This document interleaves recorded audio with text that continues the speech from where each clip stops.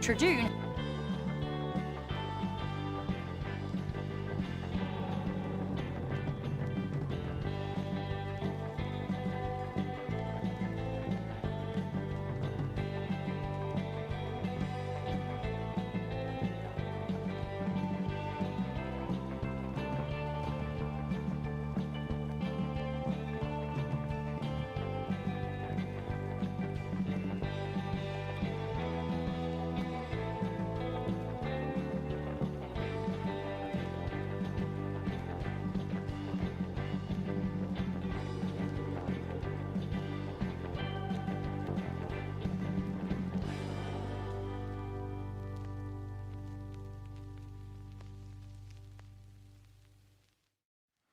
Tribune.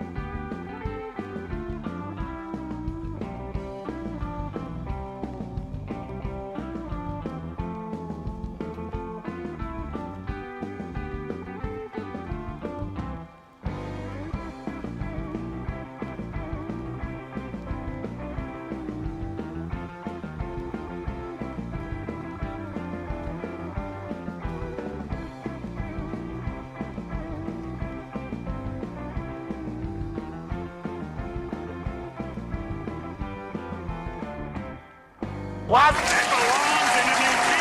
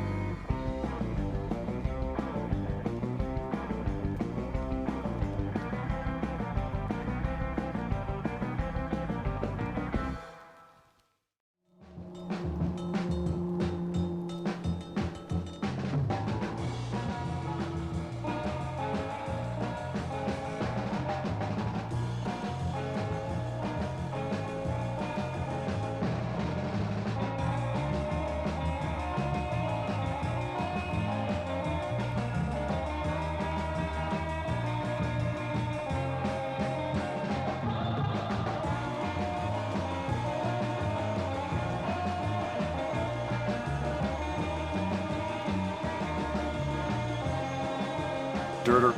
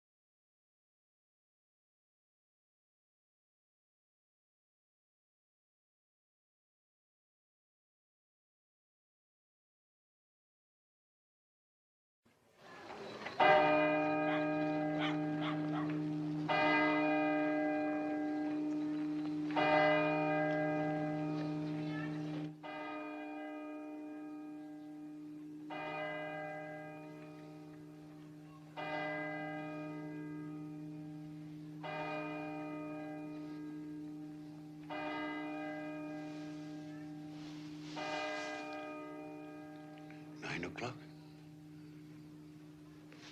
In daylight. But what day? Hello, you there, boy. What? Me, sir? Yes, you, my good fellow. What day is today? Today? Why, it's Fishmas Day, of course. Fishmas Day. I haven't missed it. Well, hello everybody, and welcome back to Paleontologizing. It is so good to have you here, and a very happy Fishmas Day to you. A Merry Fishmas Day to us all. I'm so glad you're here today. I've been so excited for this stream. We're celebrating coelacanths today. To me, Christmas will always be associated with coelacanths, and you'll find out why today. If you have never heard of this remarkable fish before, then holy cow, are you in for a treat today. Oh man, I'm excited. It's gonna be a good stream. Merry Fishmas to you too, Ghostly Ghoul. Merry Fishmas to you, Wind258528. Why do I always get your name wrong? It's good that you're here. I'm glad that you're here. Welcome back. If it hadn't been for that great dinosaur who saved us from the American forces, we would all be dead. And holy cow, Dr. Irrefutable, I appreciate your 8 months of support Happy there. to support science on Twitch. I really appreciate that, Dr. Irrefutable. Thank you so much for your support of science here on Twitch. Appreciate you. It's good to see you. Well, today we're going to be talking about this remarkable animal. We're going to be talking about why it's so remarkable. We're going to talk about why it made world headlines when it was discovered in 1938. Well, obviously because it was thought to be extinct before then. Fishes like this were well known from the fossil record, but they kind of disappear at the end of the Cretaceous period. No more fossils of coelacanths. I don't think any have been found in rocks after that. And then in 1838, on December 22nd, 1938, that's today, Fishmas Day as I call it, one was trawled up from near the Chalumna River on the east coast of South Africa. That coelacanth is awesome. Thank you, Chris TS. It is 3D printed. I just painted it this morning. Yeah. And, Lordy, how are you doing? Welcome, Lordy. It says test. What's going on, Lordy? Pass, says Give Them Nil. Yeah, let me scroll through chat real quick. We'll say hello to everybody. And we'll get this thing kicked off, talking about coelacanths. Oh man, there's so much to talk about. I see Claire Burr and the Lenina, Arley and Matt M33, Dinosaur Dave and Jedi Mega Man, Rylesy and Fall Machine, Danish Viking, and Steely Dan. Hello, everybody. Holy cow. Steely Dan is currently on a 25 stream streak. That's impressive, Steely Dan. It really is. Not too shabby. Tommy Ploticus says Fishmas. Yes, indeed, Tommy Ploticus. Yes, indeed. And Creatrix Brit, how are you doing? It's wonderful to see you, too. I hope things are good. And Hogan698, how are you doing, Hogan? Trooper2112, hi ho to you as well. Trappy Jenkins, thank you so much for the gift sub there. Really appreciate that, Trappy. Thank you, thank you. Excellent. Leon's Gambit, what's shaking with you? Welcome back. It's good to see you. Yeah. And Steely Dan says a music streamer I follow has an awesome song about coelacanths. Too much swearing for this stream, unfortunately, though. That is too bad. Yeah. Really spectacular, spared no expense. And thank you, Ghostly Ghoul, for that gift sub there. One sub to cheese_n_. Spectacular, Ghostly Ghoul. Thank you for that. Excellent. Look, we are now at 85 out of 200. If you're feeling a bit cheated, try blaming the dinosaurs. And thank you, Hogan, for the 100 bits there. Looks like we got a hype train kicked off. Excellent. 85 is a good number because today happens to be the 85th anniversary of the rediscovery of the coelacanth. So, holy cow. What a lovely coincidence. Yeah. Nell, how are you doing? Welcome, welcome. Southie Saint going well. I'm glad you're here. MS Coggins, what's shaking? Mr. Maxi, hello to you. Orchestran, I hope things are good. It's good to see you, Orchestran. Anakin Gabriel, welcome. And look at that critter, says Britt. I mean, it's pretty impressive, isn't it? I think so. If you're feeling a bit cheated, try blaming the dinosaurs. Trappy I love Jenkins. the redecorating you put into your office. Thank you, The care Trappy. and effort really shows. It makes each stream feel unique and exciting. Trappy, that is music to my ears. Thank you for saying that. I put a lot of effort into this. I spent, goodness, probably about 6 hours today getting ready for today's stream. Not just painting the coelacanth, but also arranging all of this stuff. It's getting photos printed. Anybody tell me who that is right there? You're gonna be learning about her today. Yeah. And the paint job makes it pop. Thanks, Chris TS. I appreciate that. Yeah. Again, big thank you to the community members who sent me 3D printer filament off of the Amazon wish list. That's what allowed me to print this. Golganek was one of the contributors to that. So yeah. More of a coelacan. I'm out, says Narathos. Yeah. Isn't that a joke from Animal Crossing, actually? Yeah. And I had the intro in on the kitchen and got all upset looking for the burning sound. Oh, lordy, what? The fireplace noise? That was in the cold open video. Yeah. Phoenix Firestar, it's good to see you. Welcome. Wondergoon says, hope you're having a wonderful day. Likewise, Wondergoon, it's good to see you back. Yeah. Good stuff. Making my way down to the bottom of chat, almost there. Oscar Bar 16, hello to you. Welcome to Paleontologizing, and a very merry Fishmas to you. And Lenina says, Marjorie Courtney Latimer. Yes, indeed, you've been spelled her name right. I can't even do that half the time. Lenina, that is Marjorie Courtney Latimer, the discoverer of the coelacanth. It's actually named after her. Latimeria columnae. Named after Ms. Latimer. And named after the Columna River also. That's the species name for the West Indian Ocean coelacanth. And Chris T.S., yeah, Marjorie something. You got it. Yeah. And Steely Dan says, here's a really fun song by an awesome music stream about how cool coelacanths are. Oh. Are there cuss words in it, Steely Dan? And you had to Google it for the correct spelling? Wise, Lenina. Wise. And you remember her name after today's stream, Claire Burr. Yeah. Mascari, how are you doing? Thanks for sailing in there. It's good to see you. I checked it as clean. Thank you, Steely Dan. Well,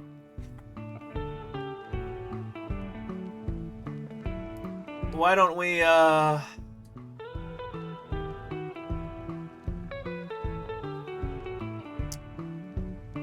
did that go? I'm looking for the right song here.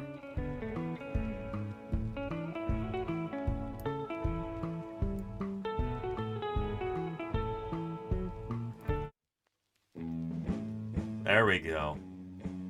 Why don't we go ahead and dive in to Fishmas here with some coelacanth stuff. Yeah.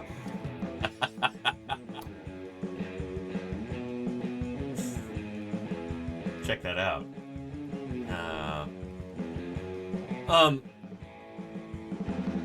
Let's do it. Let's check out that song. They're from Steely Dan here. Steely Dan, thanks for stealing us up. A song by Kraken Not Stirred. Well. Let's check this out.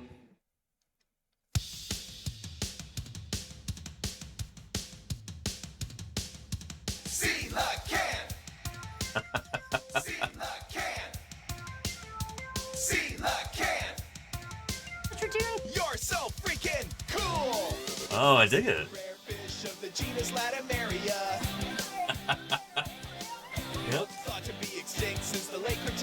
period. A bottom-dwelling member of the clade Sarcopterygiae.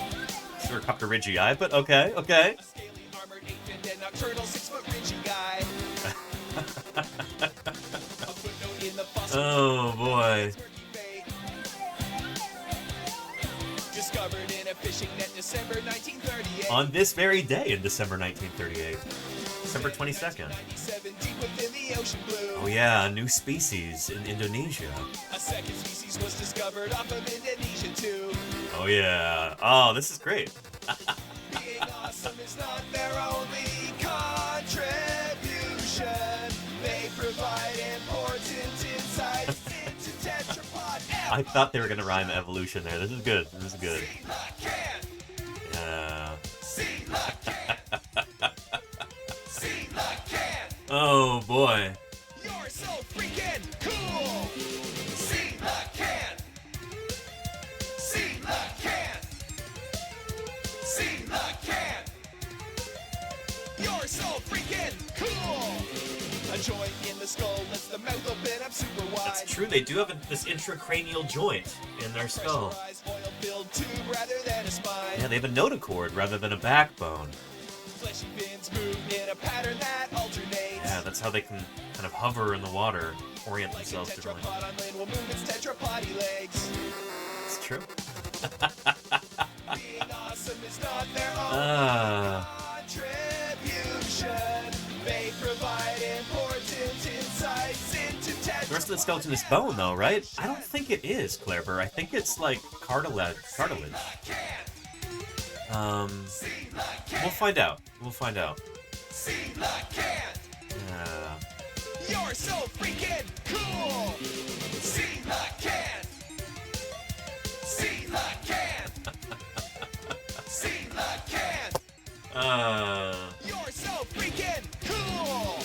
See the can. So this is there's a streamer on Twitch who's part of this band. That's pretty neat. That's pretty neat. Let's give them a shout out if we know who it is. Steely Dan, thanks for sharing. Good stuff. Good stuff. Now, before we actually get into the coelacanth part of the stream, I almost forgot. Let's do a little game of Metazoa. Like we've been doing. This has been a lot of fun lately. And now that I know that little quirk about Sarcopterygiae, which we'll be hearing a lot about today, I won't get tripped up by this. So, if any of you are seeing this for the first time, this is a game that we've been playing for the last couple days. It's kind of like Wordle, if you're familiar with Wordle. Let's go ahead and enter the zoo. And so we've got to try and guess what this mystery animal is right here. And so what I'm gonna do is, I'm gonna type in the name of, like, any animal here. Let's just do a copy. They don't have a copy. Let's try, pronghorn. They don't have pronghorn. Zebra. Let's try zebra. Or maybe, yeah, let's try zebra. And holy cow, we got really lucky in that sense where this is a Laurasiatheria. Our mystery creature is part of clade Laurasiatheria, just like the zebra is. Interesting. But we know it's not going to be a perissodactyl, nor is it going to be an ungulate. Let me show you what I mean here. Let's use our other tree of life as a means of demonstration here. Laurasiatheria.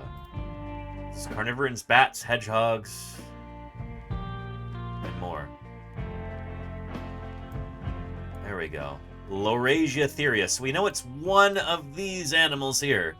Not one of these individuals, but it's part of this clade, Laurasiatheria. It's one of these 2,067 species. But I typed in zebra. And we know it's not a zebra. Wait, what? Where's it? Oh, boy. No. This is taking us to... This is why common names are a pain in the butt. Equus zebra. There we go. It was going to take us to zebrafish, right, Jody Fish? Yeah. And zebras are ungulates, Asharadel, yeah. So, Equus zebra is a mountain zebra there. So they are one of the odd-toed ungulates. And if you go out further and further, you get to this clade, and then you get to Laurasia, which is right here. So we know, since I typed in zebra, and it gave me Laurasia as the last common ancestor, we know that it's not a perissodactyl.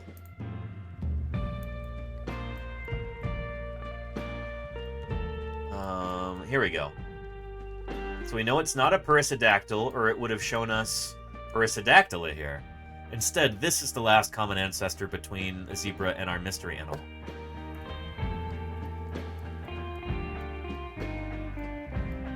And so it's going to be another one of these groups. It's not going to be a perissodactyl. It's either going to be a carnivoran, like a bear, or a hyena, or a marten, or a mongoose, or an elephant seal. Let's try something like walrus.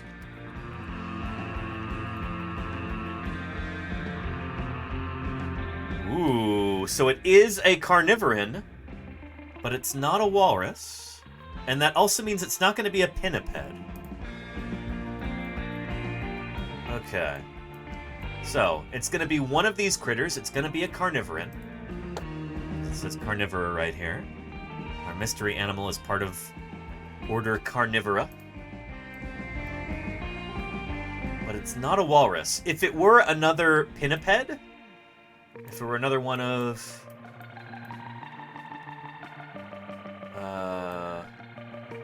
if it were one of these guys, it would say pinniped, but it's not. So it's not going to be a pinniped. Let's try wolf. Let's see if it's a canine-like carnivoran.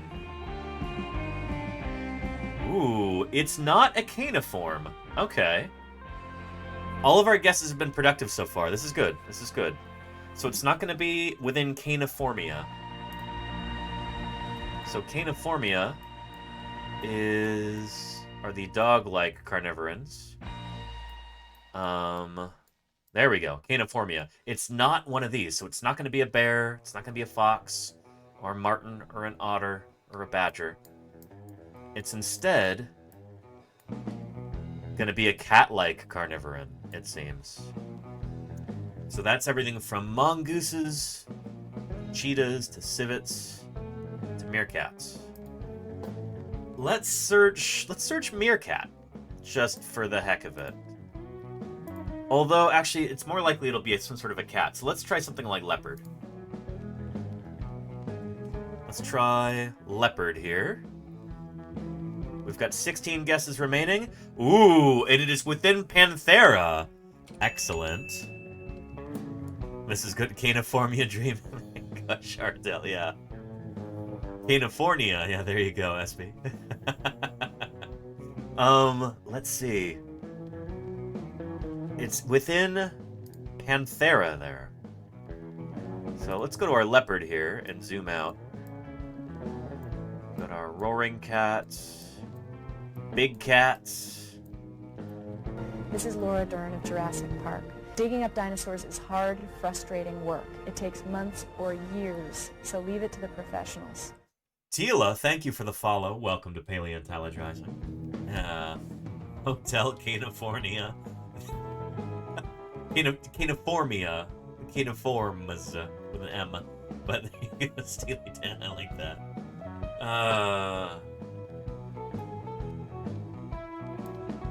And hang on. I just realized something. That, like, those children's Halloween movies, Hotel Transylvania, is that supposed to be a play on Hotel California? If that's the case, that's a real stretch. Caniformication, there you go, Jordy Fish, yeah. In a way, yes, says Jody Fish. Probably a shard, though. That'd be a real stretch. Oh, boy. It sure is, says Claire Burr. Okay, interesting. Well, okay, back to this. We got to figure out if it were within Panthera, we would have. Well, shoot, it isn't within Panthera. Where is American spotted cats? Shoot, let's go back to the leopard.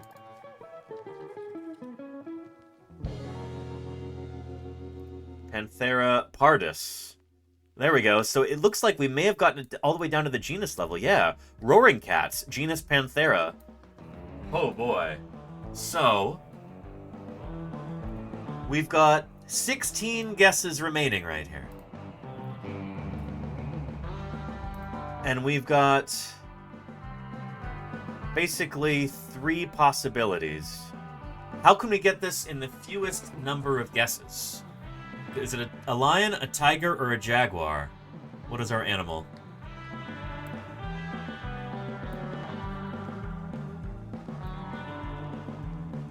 I'm gonna guess it's a tiger. Because if it were a leopard, a jaguar, or a lion... Well, if it were a jaguar or a lion, that would be within genus Panthera, right? What's this genus and species name for a tiger? A tiger is Panthera tigris, okay. Jaguar is Panthera onca, and a lion is Panthera leo, right? Yeah, Panthera leo. So, shoot, I guess what we've got to do is... There's nothing else we can do except guess at this point. I was hoping I could shave off a guess here and get a high score by being really intelligent about this, but we just have to take a stab at it. So chat, should I guess tiger? Should I guess lion? Or should I guess jaguar? What we're gonna do is we are gonna have a poll here real quick, and you will help decide.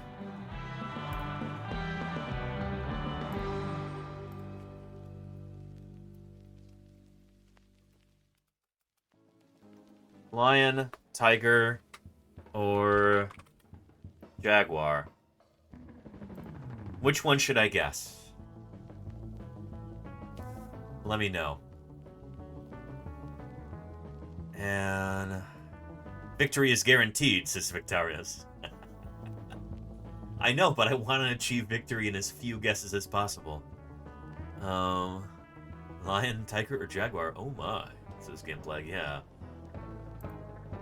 There, so far, it looks like tiger is winning by a slim margin here.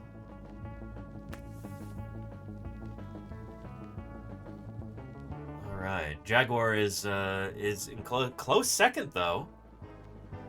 Now it's a dead heat. Jaguar is taking the lead with a few seconds left.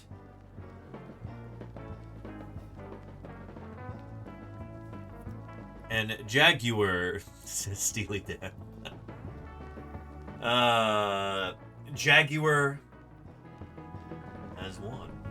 Well, Jaguar or Jaguar as I think the name originally went. We're gonna go with that. So, hold on to your butts. Let's guess here. No! It wasn't that! It wasn't that! Ah! It's either a tiger or a lion here. Chat.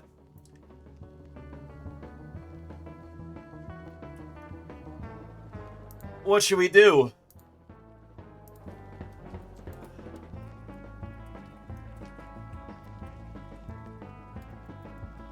Tiger or lion? Let's see here. Let's see what you think. Watch that be wrong too, says Asharadel. I was just gonna go with tiger right off the bat. But yeah. Best of both worlds, a tiger or a Taihan, says Jody Finch. Those are not acceptable answers, unfortunately. Briansky says start over. Oh no.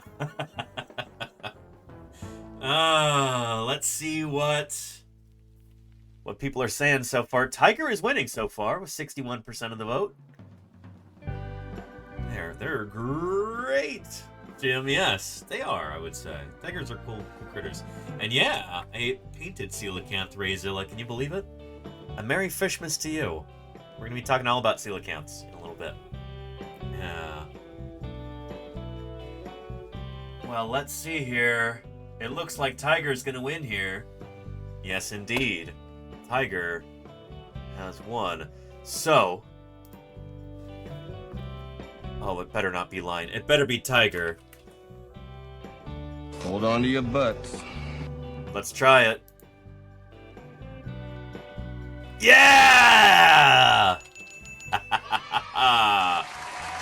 Beautiful. We got it. We got it. Yeah. Very nice. Very nice. Not too shabby.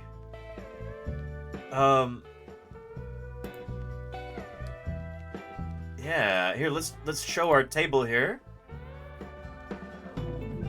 Not too shabby at all. 1, 2, 3, 4, 5, 6 guesses. Out of the entire, well, not the entire animal kingdom. They don't have every animal on there. But, yeah. 6 guesses, not too shabby. Not too shabby, I would say. Are you going to play this weekend to keep your streak going? If I remember, Dr. Irrefutable, I honestly will almost certainly forget, because I only really do this on stream. But, yeah, not too shabby. If, well, you know what today's answer is, because it's the same for everybody, but if you want to play this over the weekend, you know, tomorrow, or do a practice round, there's the link right there in the chat. Yeah. Anyway. Good stuff, everybody. Good stuff. Now, without further ado, let's talk a little bit about these remarkable creatures. Coelacanths.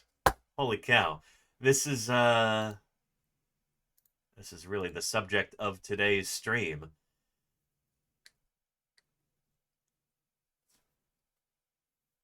And so why don't we go ahead and get started with a little video on coelacanths.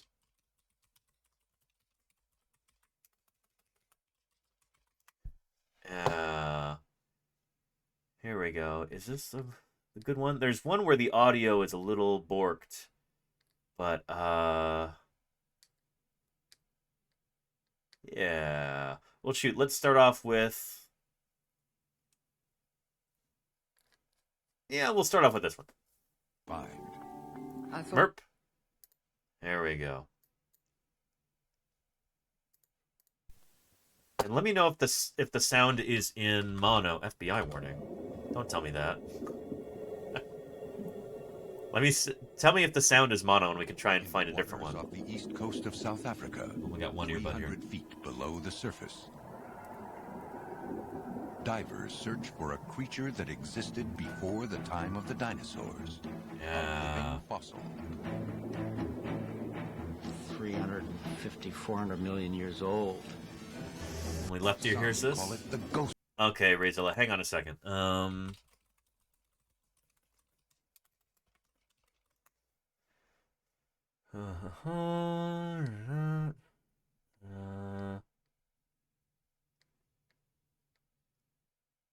5 of 6.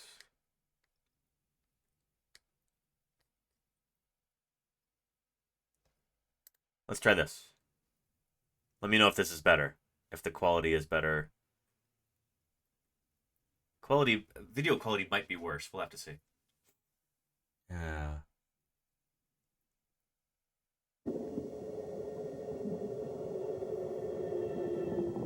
In the waters off the east coast of South Africa, 300 feet below the surface. What do you think? Is this better or worse, chat? A creature that existed before the time of the dinosaurs. A living fossil. Hollywood Video. I remember Hollywood Video. 5,400 million years old. Some call it the ghost. It's better, Christias? Okay. King of the sea. Others, monster of the deep. On a moonless but The other one is like the audio is objectively better, even though it's mono. But Razilus is much better. Okay, okay. Night, you can actually see those eyes glowing. For over half a century, the search has persisted. And there have been divers who've died trying to find these fish. Yeah. Those who come in contact with it are changed forever. you get this kind of science fiction chill in the back of your neck and going down your spine. A creature that offers tantalizing clues to the evolution of all life on Earth. You know what? Sorry, I'm going to make an executive decision. We're going to go back to the other one. I thought, no, whatever happened. Yeah. I like this one better. Even though it's mono, it's okay, you know? That offers tantalizing clues to the evolution of all life on Earth. And now this one doesn't sound as good. Shoot. We're just going to go to this one and stick with it. Sorry. Sorry for the indecision here. Yeah. Visually, the mono is worlds better.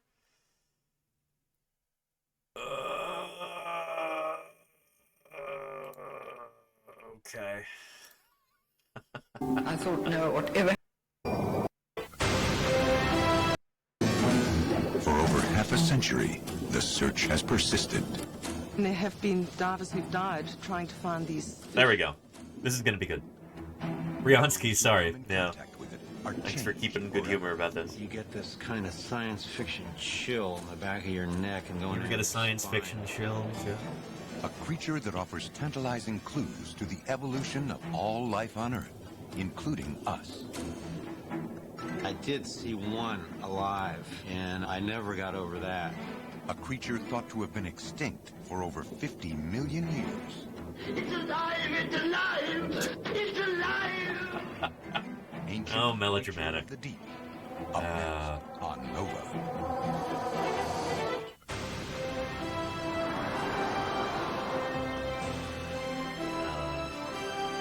This program was brought to us by viewers like you. Thank you. Corporate funding for Nova is provided by Sprint.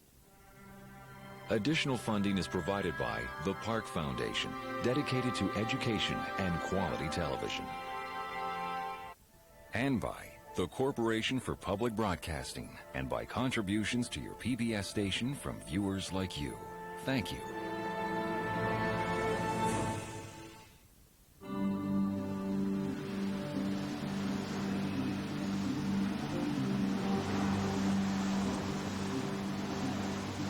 In Sadwana Bay, South Africa, a team of divers prepares to attempt a descent of several hundred feet into the Indian Ocean. Yeah. To search for a mysterious, ancient creature. Christias.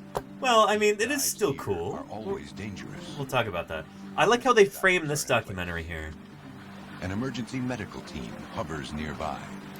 This isn't necessarily like the most exciting thing about the coelacanth story, in my opinion, but it's really cool that they actually had a film crew on hand to film some dives to go see coelacanths. That must be why they kind of framed this documentary around that. Yeah. And is Nova still alive, or will he fight at the bottom of a sea somewhere? I think Nova's still going, Trek Nerd, and they do excellent work. But yeah. Each diver carries several tanks, different compressed gases, to breathe at different depths. I don't know what you mean, Cooking Fat. Any mix-up here could be fatal. This is not and you're right, Christias, yeah. Cannot breathe this at depths deeper than 10 meters. This is A, to travel down, and under my back I have the helium mixture to breathe at depth. Everything is planned, down to the minute. Our total dive is going to take us exactly 2 hours. So 15 minutes down and on the bottom, and then the rest of the time coming up. Wow. You can't come up too fast, and you'll literally get the bends. Divers who have died searching for the coelacanth have done so because something went wrong and they had to come up to the surface too fast. Nitrogen bubbles formed in their bloodstream, and they died. For a quarter of an hour, they drift down through a world ever quieter, ever colder, ever darker. Then, at a depth of 300 feet, something catches their eye. Yeah. We saw the continental drop-off. We headed straight for it. We saw a cave. And at the continental drop-off, what they mean here is,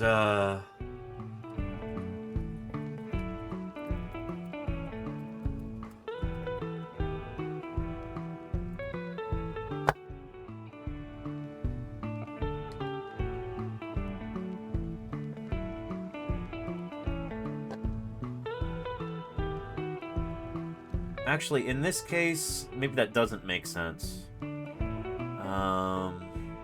Yeah. I guess that wouldn't be a continental drop-off. I guess he wasn't right about that. Because I was thinking this is actually the margin of one of the plates. And it's not.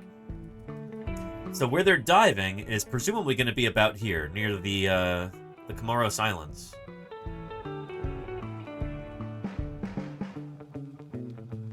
Yeah. And there's no plate boundary there. So never mind. Got stung by seaweed in Durban. Interesting, Orchestra. Huh. The word sinister, suggested of evil or darkness, comes from a Latin word meaning on the left side. Oh! I forgot about that, Cookie Cut. I learned that a long, long time ago. Just look underneath it. There he was. A great primitive fish. Holy a cow. coelacanth. Its ancestors date back 400 million years to a time when all Earth's creatures lived underwater, and the great transition to living on land was about to begin.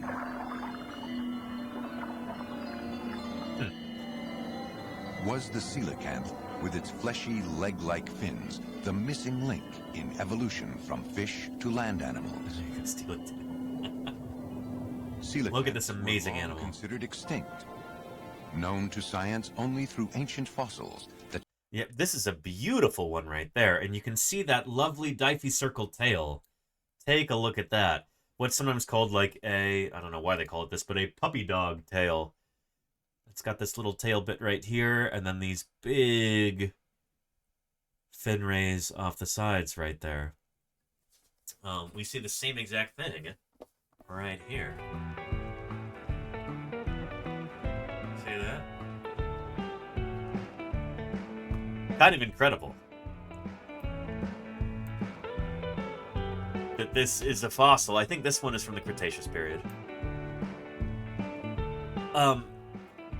It's astonishing to think about. It really is. Let's take a look at the geologic time chart right here. To linear time. Again, here's us here in the present at the top of the Cenozoic era. This is the present day. The Cenozoic is the so-called Age of Mammals. It goes back to 66 million years ago. That's when the asteroid hit and spelled the end of the Mesozoic era and the end of the non-bird dinosaurs. So, coelacanths have existed not for 66 million years, not for 250 million years, the beginning of the Mesozoic, not for 298 million years, not for 358 million years, but for close to 400 million years. We have coelacanth fossils from the Devonian period. From like 150 million years before the first dinosaurs evolved. It's pretty extraordinary to think about, you know? This group goes back a long, long way. And it's from a branch next to the coelacanths that we evolved. We as land-living vertebrate animals, including humans. Oh yeah, yeah. But yeah. And Jim, no, they're diving to like 600 meters or something like that, Jim? How deep are they diving?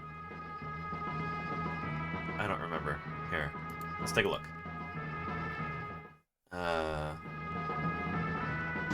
In Sadwana Bay, South Africa, a team of divers prepares to attempt a descent of several hundred feet into the Indian Ocean. Okay, several hundred feet. Search for a mysterious, ancient creature. I guess 600 meters is not correct. Several hundred. Deep dives here are always dangerous. Rescue divers are in place. An emergency medical team hovers nearby. Yeah. Each diver carries several... Yeah, they're using mixed gases. Different compressed gases to breathe at different depths. Yep. Was the coelacanth, with its fleshy leg-like fins, the missing link in evolution from fish to land animals? Coelacanths were long considered extinct, known to science only through ancient fossils that displayed these curious limb-like fins. So coelacanths were never actually all that common. Or they were very common. They were never that well known even among scientists. So it's not like they were this superstar taxonomic group that everybody knew about or anything. Like, they were kind of a fairly obscure group. But they are common during the Paleozoic and Mesozoic eras. But it's not like they're the world's most common fossil or anything, you know? But chances are, if you're a paleontologist, you were probably aware of coelacanths back in the 1930s. If you're a good paleontologist, a good vertebrate paleontologist, I should say. But yeah, they weren't the most well-known group, I should say. Yeah, I couldn't do this. The sea scares me. Cooking But fat, one yeah. fateful day in I 1938, can relate to that. everything changed. Hello, welcome. Welcome to Six Lakes Street. Marjorie Courtney Latimer was then the 31-year-old curator of a small natural history museum in East London, South Africa. Come, welcome in. She remembers well how her life Paleo was salute turned upside down to Marjorie by the Courtney Latimer. mysterious coelacanth. Nobody ever knew the difficulties and the trauma that I went through. I went through absolute trauma saving that fish. Because nobody wanted to know. As I say, even my family in the end began to think I was cuckoo. I suppose I was very cuckoo.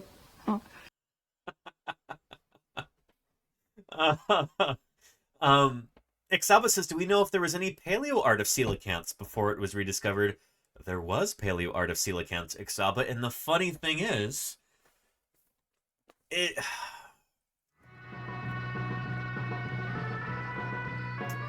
J.L.B. Smith, the man who named the coelacanth, he actually talks about this in his book a little bit. He talks about how the coelacanth was kind of a victory for paleo art, in the sense that when coelacanths had been painted in the past, when people had done illustrations of them, tried to reconstruct them, like this is what the fish would look like when it was alive, that was actually pretty close to what the actual live coelacanth looked like. It was very validating, I guess. And he talks about that in his book, Old Forelegs. I have a copy of it over here. Although this is a special annotated version. The annotated Old Forelegs. Lovely book. Lovely book. Here, cross your fingers that their desk cam works. Hold on to your butts. Yeah, nice. Let's focus in here. Yeah, the updated story of the coelacanth. So there is the original book right there by J.L.B. Smith. And so this, I think, was published in 2009 or something like that. No, 2017. 2017 right there, right up at the top. But in this book, I actually just read this the other day. J.L.B. Smith writes something about this being a kind of a victory for paleo art. In the sense that, Really spectacular, spared no expense. yeah, I don't know if I'm going to be able to find it. Victoria's gifted a tier 1 sub to Coelacanth Live. They have given 190 And thank you, in the Victorious, channel. for gifting Coelacanth Live. That is very thoughtful of you, and I appreciate it. Thank you, thank you. Good stuff. And Archeros, thank you for the 5-stream streak there. Welcome back. It's good to see you. Anyway, I would recommend this book if you're fascinated by this. This and another book too. We'll talk about in a little bit called A Fish Caught in Time. It's good stuff. It is good stuff.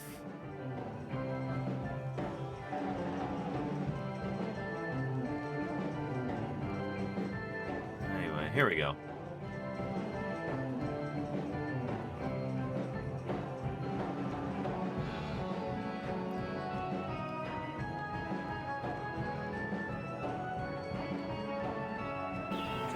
Marjorie Courtney Latimer was then the 31-year-old curator of a small natural history museum in East London, Your books South doesn't have Africa. either one. Oh, shoot, Clever. Come, welcome in. She remembers well how her life was turned upside down by the mysterious coelacanth. I love that she's got all this coelacanth memorabilia on her walls. That warms my heart. And the trauma that I went through absolute trauma saving that fish. Because nobody wanted to know. As I say, even my family in the end began to think I was cuckoo. I suppose I was very cuckoo.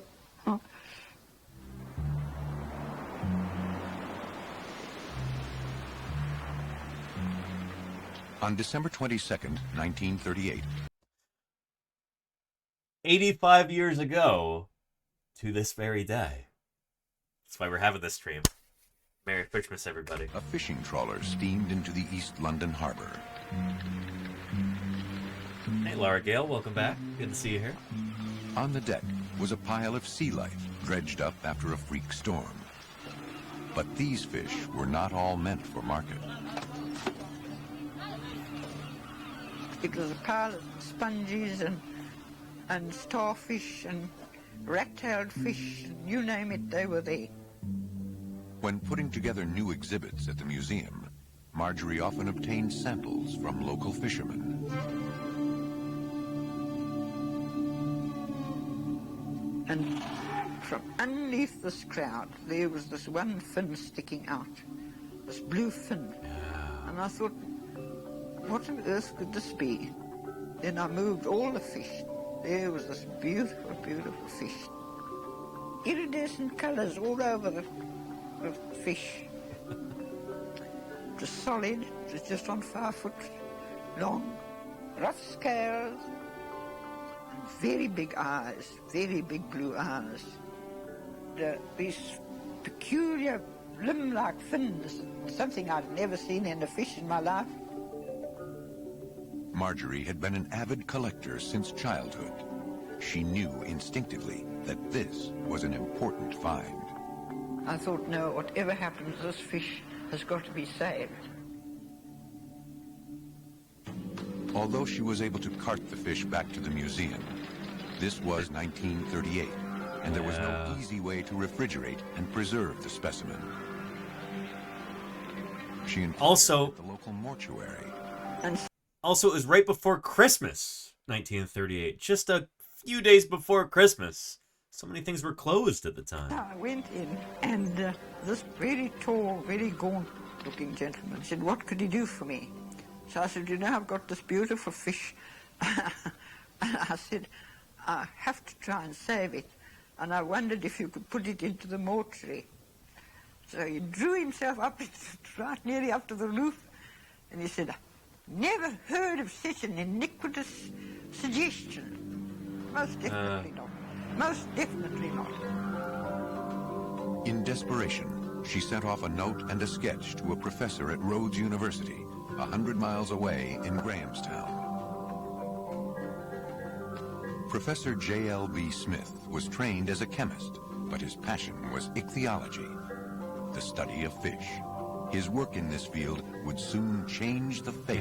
Amazon delivery wasn't even invented. Exactly, Miss Coggins. Yeah. And Claire Burr says, did she have to buy the coelacanth, or did they just give it to her? They gave it to her, Claire Burr. Yeah. Hendrik Goosen was the name of the trawler captain. And Marjorie Courtney Latimer had a pretty good relationship with him and some of the other fishermen in the area, and they used to just bring her unusual specimens for the museum that she was curator of. This little local museum. The museum always had like a slim budget, and they're always reading in the book by J.L.B. Smith. That museum was always, they almost closed a few times due to lack of funds. So it's just this little tiny regional, basically like municipal museum there. And they were really lucky to have the support of local people like those fishermen, So he gave it to her. Yeah. And Jedi Megamind says, is there not supposed to be any audio for this YouTube video? What do you mean, Jedi Megaman? Are you not getting any audio? What are you talking about?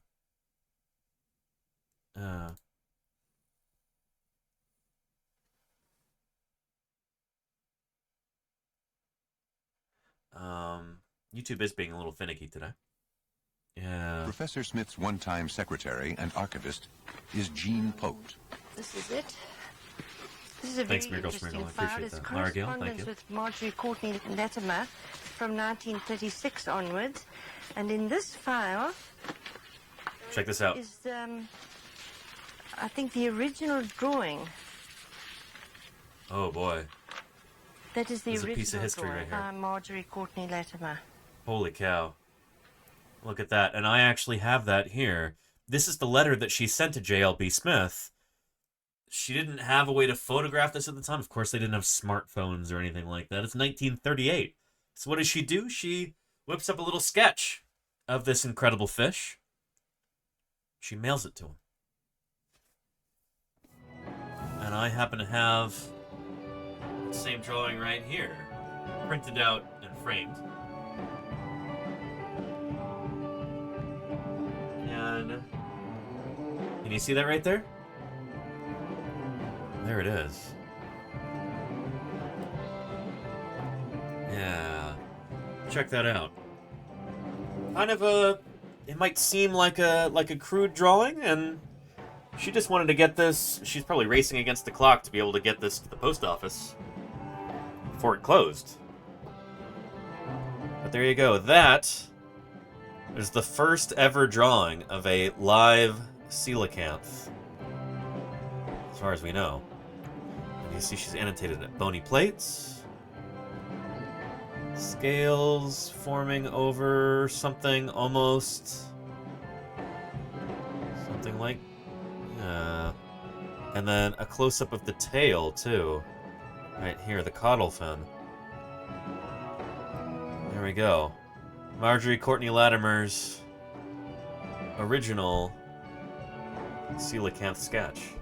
It's a piece of history right there. And it's so cool that they have this here in the archive still. The original right there.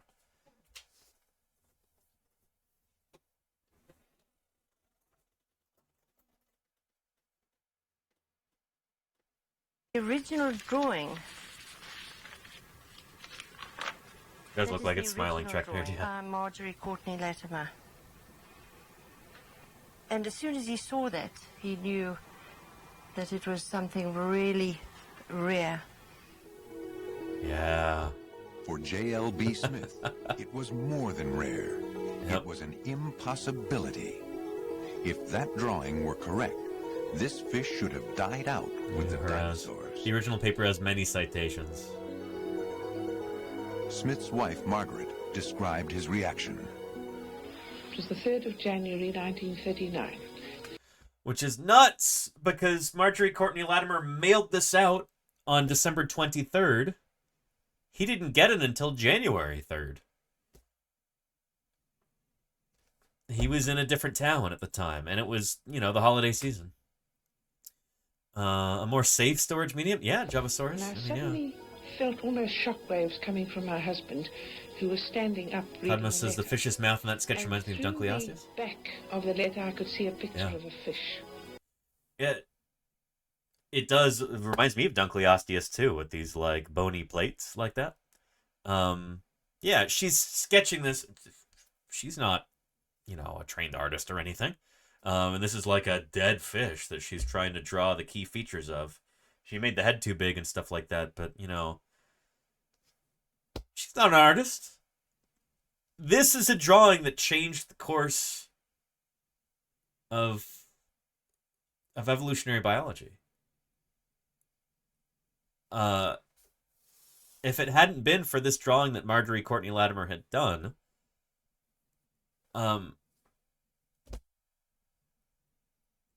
we probably wouldn't know about the coelacanth, you know? Yeah. It completely gets the features across. It does, Javasaurus, yeah. Yeah. Yeah. It's cool that, like, such a quick sketch like this had such an impact, and he knew it was a coelacanth the moment he saw this. Felt almost shockwaves coming from my husband, who was standing up reading a letter. And through the back of the letter, I could see a picture of a fish. And he pointed to the drawing of the tail. And he said, you see that tail? That tail belongs to Lazarus taxa. fishes Yeah, that have been extinct for millions and millions of years. Smith was confused and puzzled. Yep. He almost hoped he was wrong about the identification of this creature. But if he was right, the implications were staggering. Despite his initial excitement, he was unable to examine the fish in person for nearly 2 months. That's nuts. Leaving Marjorie Courtney Latimer to deal with this strange creature alone. He probably thought I was making a mistake.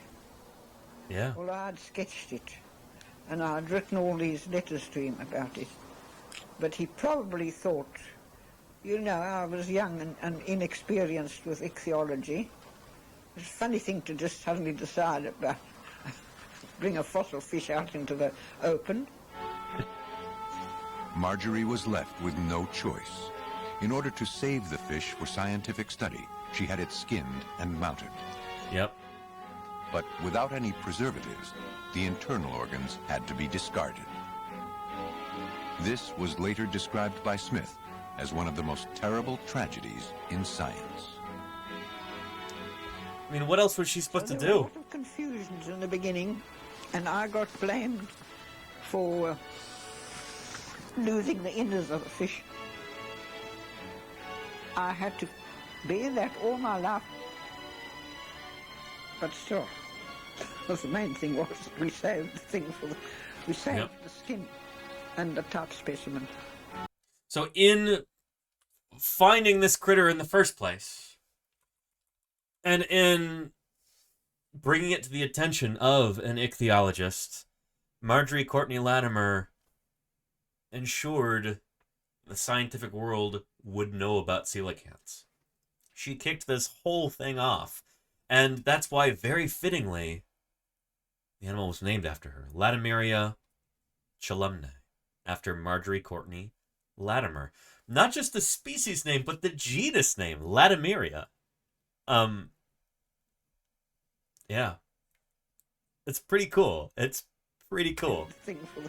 We saved the skin and the type specimen. There's the original in the museum in South February, Africa. At 10 o'clock, Professor Smith walked into my office. I've been waiting for him since the 22nd of December. That first sight hit me like a white-hot blast, Smith later wrote. It made me feel shaky and queer. My body tingled. I stood as if stricken to stone. He walked round the table and he said, that's This fish will be on the lips of every scientist in the world. It's a coelacanth. Ah! Since J.L.B. Smith identified the fish, he was able to christen it. He named the genus Latimeria after the woman who had saved the fish for science. And the species Calumni after the river near where it was caught. The press went wild with the news, calling it the most important scientific discovery of the century. A creature from a group thought to be extinct for millions of years was alive. It was a living fossil, a window into the past.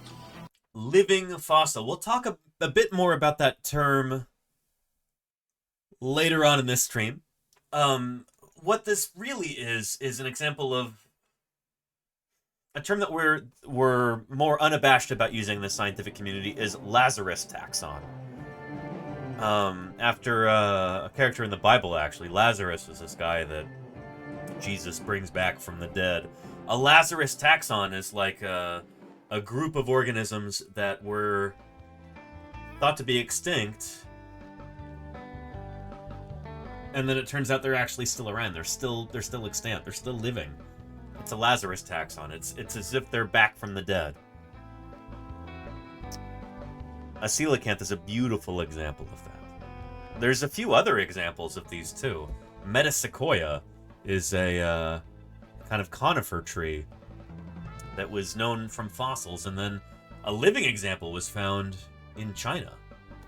I think during World War II it was discovered. But yeah. A zombie group, exactly, Codnos, yeah. Living fossil is an awful term. I mean, it might have some utility, Chris TS. It's not my favorite either. But we'll talk about that in a little bit. Yeah. Evolution said if it ain't broke, don't fix it. That's the thing, Cooking Fat, is that coelacanths have continued to evolve. They're just not evolving much on the outside.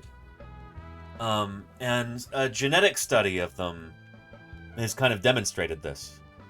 And we could talk a bit about that. But they've undergone what we call phenotypic stasis, where phenotypically, like in terms of their form on the outside, they haven't changed that much. But there's a lot of internal stuff that's changed. Their genes have changed a lot, even though their external shape has not changed very much at all since the Cretaceous. So yeah. And welcome, Ominous Jorts. It's good to have you here. Welcome back. Yeah. I want to stress that your background looks amazing. Thank you, Javasaurus. I spent a good while working on it. And also, Ios helped me with getting the camera settings to work here, too, for this unusual lighting today. So shout out to Ios as well. Yeah. And the caustics? What do you mean, SB? Caustics? I don't know what you mean. Yeah. I love the water effect. Thanks, Cooking Fat. Thank you. And Commodore says, do you hope one day de-extinction tech going the way of the dodo will have a new meaning? I would love to see dodos come back, certainly, but, you know, let's be honest here. True dodos are gone forever. If groups like Colossal Biosciences are actually able to bring back the dodo, it'll be a facsimile. It'll be something that superficially and maybe genetically resembles the dodo, but those original dodos are gone for good, you know? The new creatures might not behave in the same way that a dodo would. They might not have the same external appearance. They might have different social structures, different sounds, everything else, you know? So I'm all for attempts at doing this kind of thing. I think that's really, really cool science. And I think it should receive a lot of funding and support and enthusiasm. But the last thing I want is for that to give people a sense of carte blanche to be able to drive species into extinction willy-nilly, you know?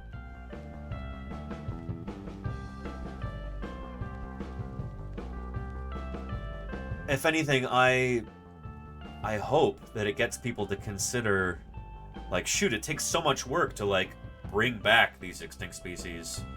It's so much easier just to preserve many of the species that we have today. Like, by all means, let's bring back the dodo, you know? Let's recreate the dodo.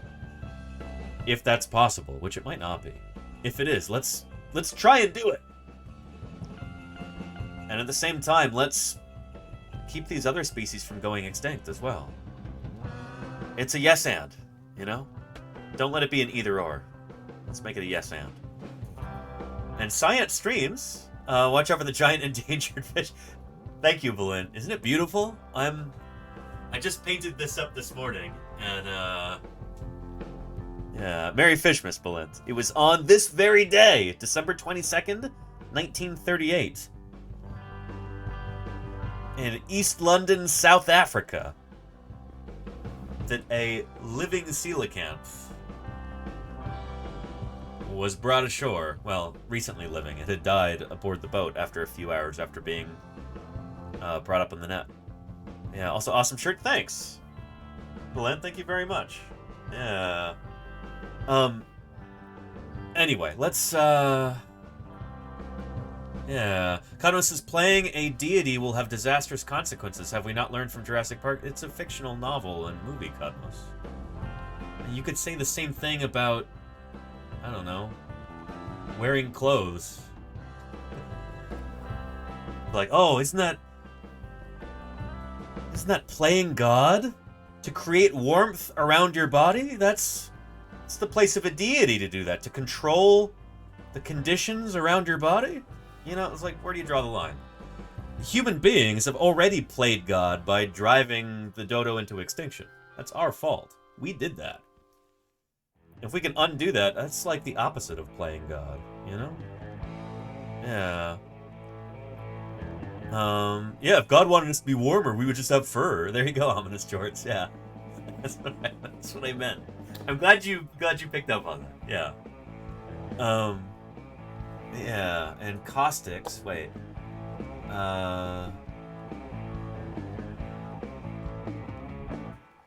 Envelope of light rays which have been reflected or refracted. Oh, SB, interesting. Yeah. Oh, very cool, SB. Thanks for teaching me something then. Yeah. But yeah. Anyway. But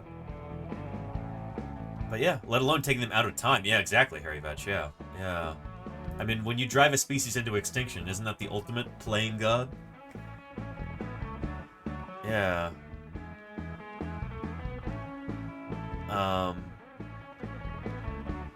Anyway, it doesn't have to be either or. Exactly, Ridla. That's what I'm hoping.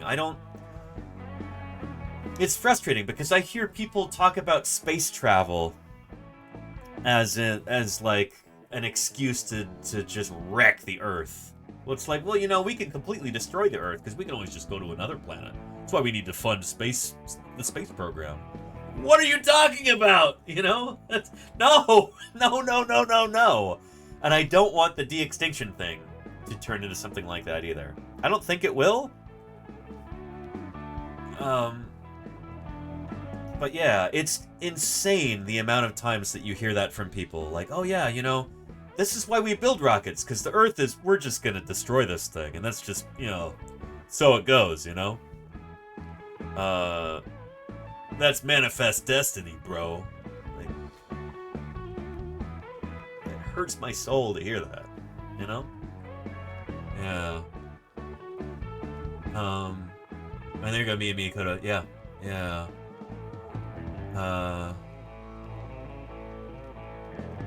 But yeah. Harry says, no, that's not what I meant. I meant it the other way around. Taking an extinct species and inserting it back into modern times, how do you know it's going to be an invasive species?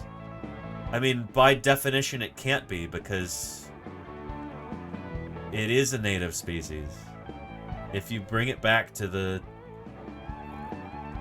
its home island, to the island of Mauritius, where dodos were like a really important species, then you're you're correcting a wrong rather than just letting this gaping wound be there, you know? Yeah, it's driving it into extinction in the first place. That was the dire change that people did. And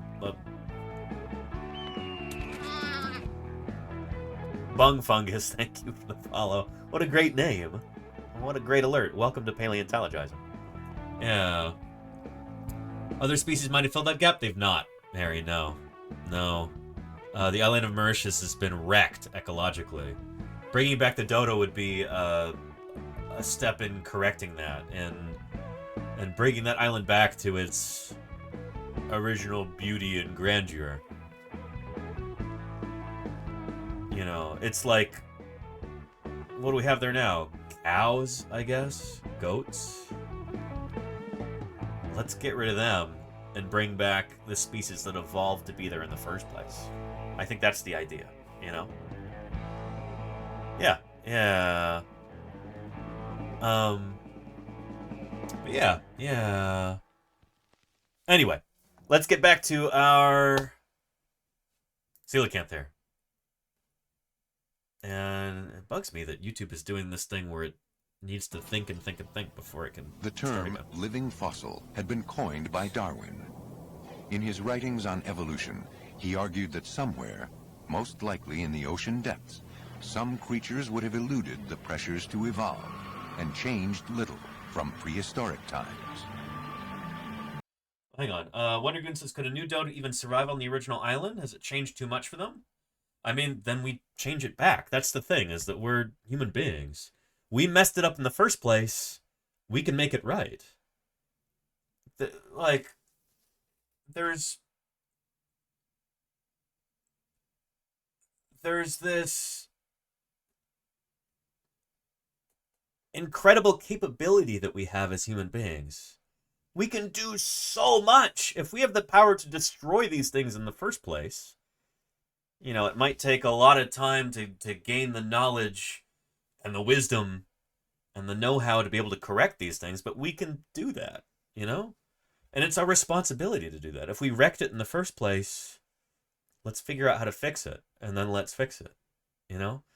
There have been species reintroduced to areas where they were originally extirpated, driven into local extinction. Think about wolves in Yellowstone, where all of them were killed, and now wolves were brought back, and it's this incredible success story, you know?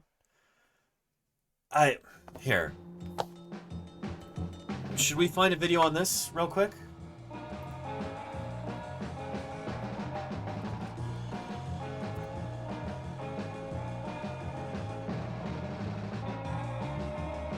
Let's see. Let's take a look at this right here, maybe. I've never seen this before, but hopefully it's going to be good. YouTube is slow. But yeah, wolves, bison, it's exactly Mirgle Schmirgle. I mean, with that kind of attitude, like, oh, well, maybe things have changed too much for them. We can't bring them back. Well, let's give it a shot, you know? We'll learn something cool from it either way.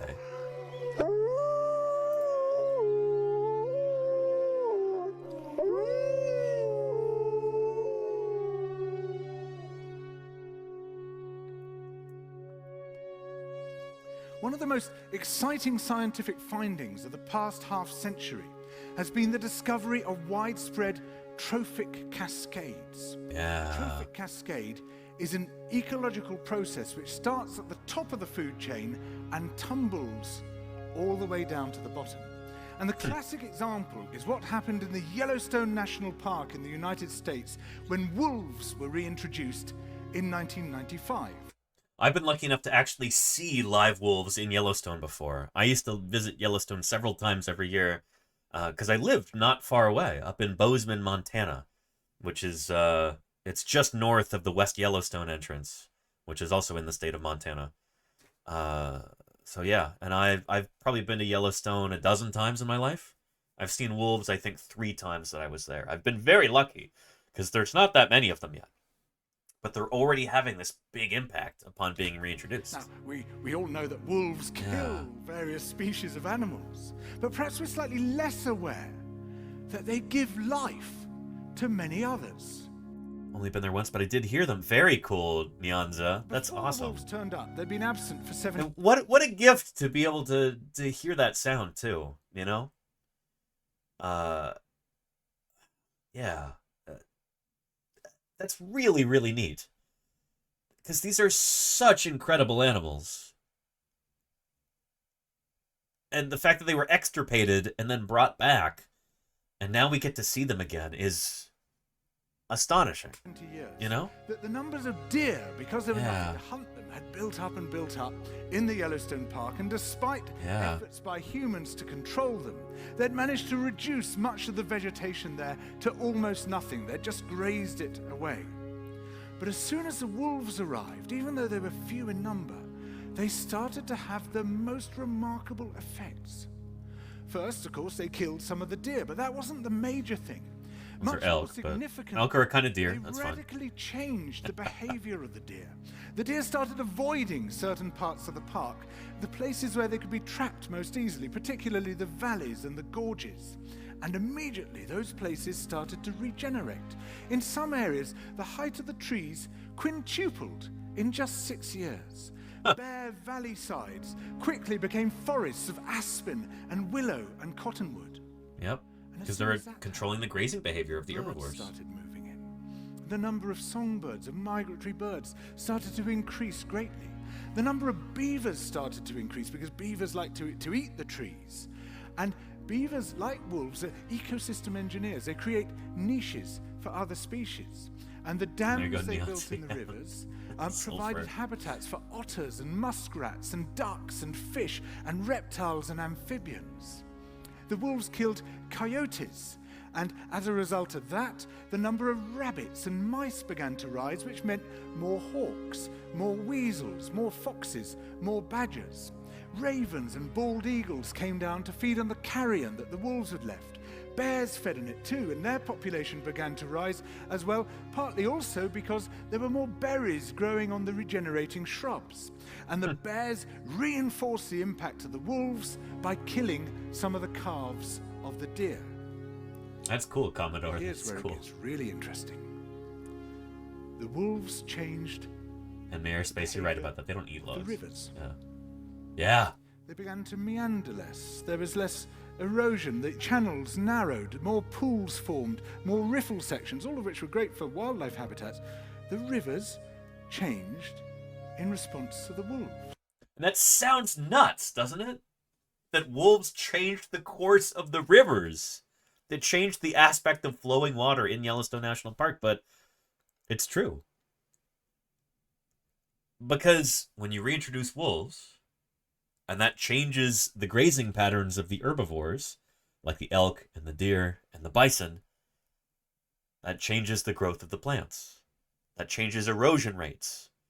Also beavers, too, will like build dams in certain places, and that changes the flow of the water also. So this wonderful cascading effect like this. Yeah, trophic cascade, exactly, Chris T.S. And the reason was that the regenerating forests stabilized the banks so that they collapsed less often, so that the rivers became more fixed in their course.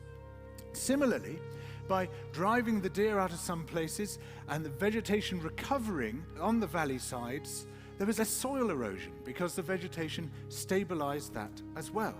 Very cool. The wolves, small in number, transformed not just the ecosystem of the Yellowstone National Park, this huge area of land, but also its physical geography. Pretty neat. Pretty neat.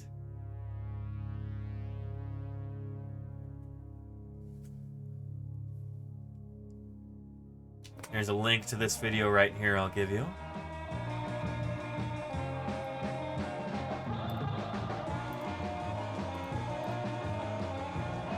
There you go.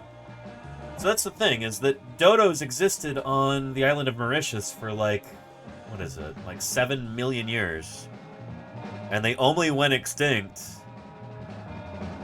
a couple centuries ago. A few centuries ago. Reintroducing them to this environment on which they first evolved will hopefully have a huge impact, which positive impact upon that environment in ways that we might not even be able to imagine right now. Think about the wolves, you know?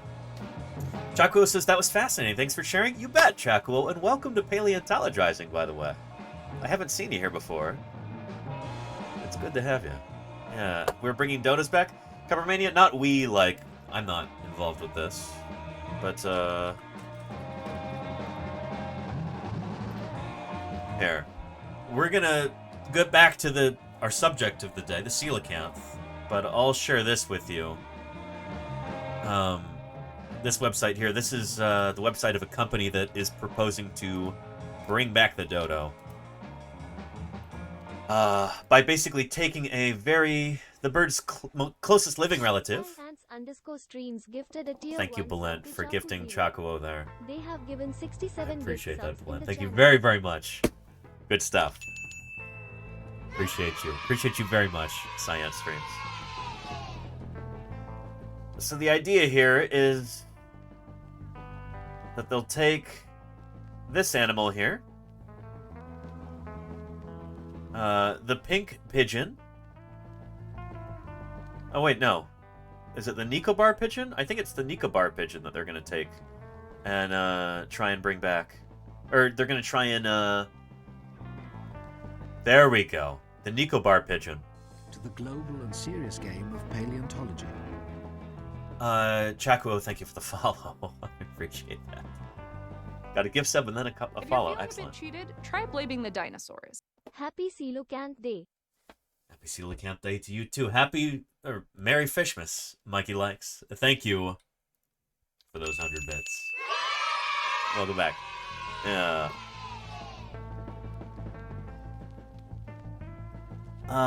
So I guess on the way to bringing back the dodo, they're going to try and increase genetic diversity of this very endangered bird as well. Or they already have? I don't know. Look if you're feeling a bit cheated, try blaming the dinosaurs. Cuckoo, cuckoo. Thank you, Hogan, for the 100 bits. And those lovely coos. Anyway, let's get back to our coelacanth here.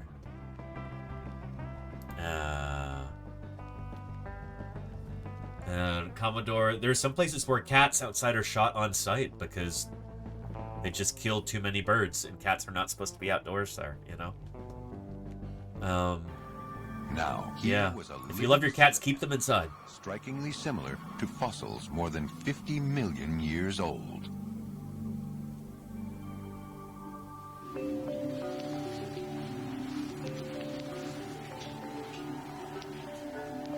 Well, we're down in the basement of the museum now, and the fossil fish collection is through here.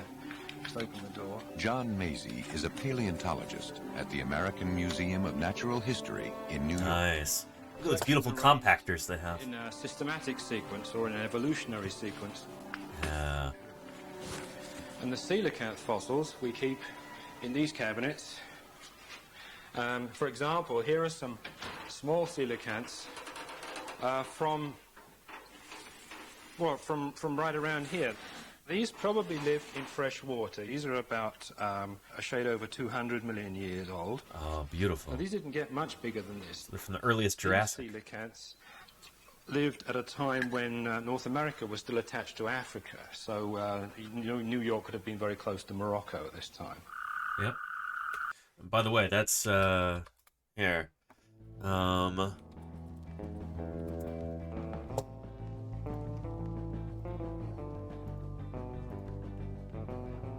There we go. This is Pangea. We know about 250 million years ago, 240, our Earth looked like this. All the continents smushed together into one global landmass that we call Pangea. Not global, but one big landmass all connected called Pangea. And if you were to put the modern day countries on this and kind of deform it a little bit so they're still sort of conforming to their modern shape, this is what he's talking about. You could walk from New York to Morocco right here. Pretty cool. Pretty cool. Yeah, and AM&H, you spent your childhood going there? Very cool, Lara Gale. That's a wonderful museum to grow up with. Holy cow. Yeah. I try to be a paleobotanist. Very cool, Nyanza. Very cool. Major groups of fishes we know Let me know today, if you need any advice. About 400 million years ago. Oh, there we go. The Earth was more or less one large landmass. Yeah. Over time, this supercontinent separated into what is now essentially There you go, the Pontius modern Pirate. You're right about that, Pontius. leaving coelacanth fossils on every continent except Antarctica. And I think coelacanth fossils have also been found in Antarctica since then. Let's look that up real quick. I think I remember hearing this from a colleague. Nyanza says, no way? Yeah, you bet, Nyanza.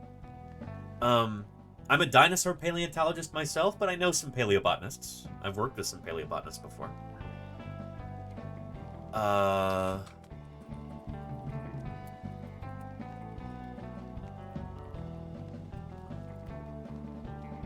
Let's see. Oh, this is cool too. Not a living fossil. How the coelacanth recently evolved.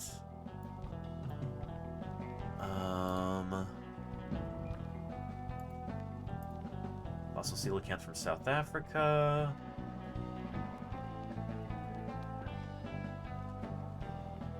I guess they've not been found on Antarctica yet. Okay, still not. But yeah, we'll be talking about this in a little bit. How the coelacanth is not a living fossil, according to some researchers, because it has changed a lot from the time of the dinosaurs. Latimeria columnae, the modern West Indian Ocean coelacanth. It doesn't look super a lot like the Cretaceous coelacanths, even though it's definitely recognizable as a coelacanth. Yeah, and Lenina, enjoy your baked goods from neighbors. That's lovely. Yeah. Anyway, let's continue here, shall we? What's the word for a person who studies insect fossils? Paleontologist, maybe paleoentomologist? Known to science since the 1830s. They'd been found in widely varying sizes, but with several distinguishing features. An oddly hinged joint in the head. Yeah, intracranial joint. Fins that had a limb-like structure. Paleobug fellas, there you go, science fin rays supporting the distinctive tail.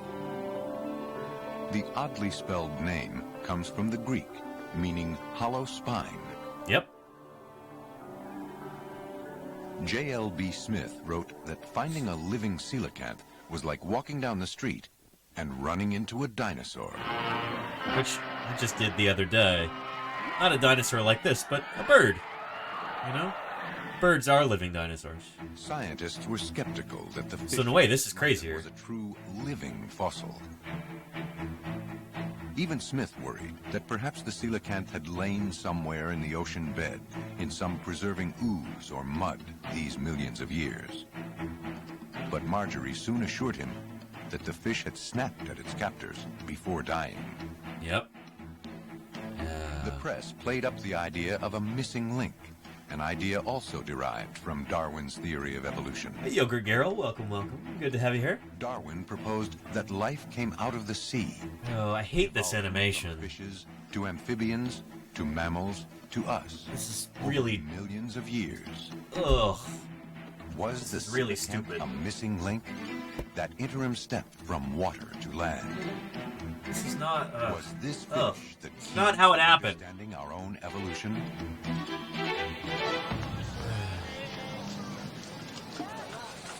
All life came from the sea. Yeah, there you go, Chaz and Mickey. When Yeah. we realize that life is really just an evolution of forms. These are the closest relatives to our ancestors, and then we, intellectually, would like to know who was the closest, who was the missing link. And there you go, win 528. It was better. Evolutionary biologist at the California Academy of Sciences. Yeah. Dying to know what was that step from the fishes to. And the California Academy of Sciences, by the way, happens to be right near where I live, in the beautiful sunny San Francisco Bay Area. And, oh, I like this. My background is all blue today. It blends in really well with the sky here. Nice. Yeah. But this guy is from my neck of the woods. From the California Academy of Sciences. John McCusker is an evolutionary biologist at the California Academy of Sciences. There you go, Justin Wicke. Yeah. Yeah. What was that step from the fishes to the amphibians?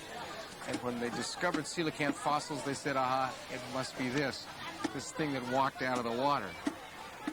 And when they discovered the living fossil, they said, that's it, our ancestor. It's alive. But Marjorie's fish was all they had. And LT. I only lived there for 13 years. San Francisco has actually gotten significantly sunnier than it used to be. And that's kind of distressing because the famous fog is going away due to climate change.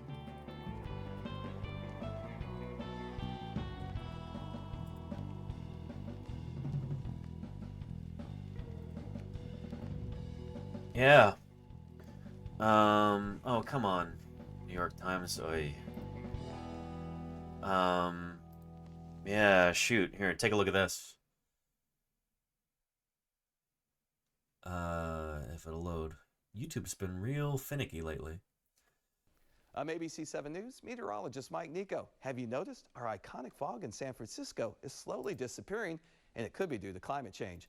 Cal professor Todd Dawson tells us there's been around a 33% reduction in fog frequencies since the early 20th century. He says fog seasons are starting later and ending earlier, and the number of foggy hours each day is dropping also. As for why? Let's head up to the Arctic. Almost the coldest like one I've ever spent. the Yeah. equator, when we watch La Nina and El Nino, the ocean currents up in You know, the Mark Arctic Twain never have said a that, Fall Machine. It's made effect up. on the jet stream. Now, the Arctic is our air conditioner for the northern hemisphere, and as we lose the Arctic ice, we're seeing that area warm faster than any other part of the northern hemisphere, 3 times faster. And because of that, it modifies the jet stream. Notice the big dips and the high ridges. That is what creates the weather whiplash like we had last weekend, where we went from a drought to a record-setting rain. This high pressure also sits on top of us, and it calms our winds. Now, we're used to having those really gusty winds. They create upwell. They bring the colder water from the depths of the ocean to the surface.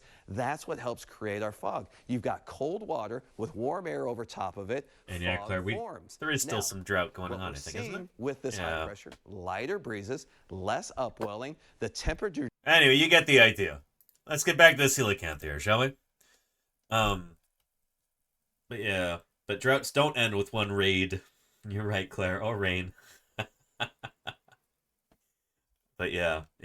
That's the thing, that California probably goes through like 100-year periods of drought. Have been lost. And stuff like that. Like, I don't know. We're certainly exacerbating it, though, with rising temperatures. But yeah. And we were, by such unfortunate circumstances, prevented from being able to find out what most of its body and organs were like. And Nyanza says, so it's a bony fish, but it has lobed fins. What's up with that? Oh, Nyanza, I'm so glad you asked. This belongs to a group of critters that we call sarcopterygians. And this is gives me a lovely opportunity here to bring up our tree of life.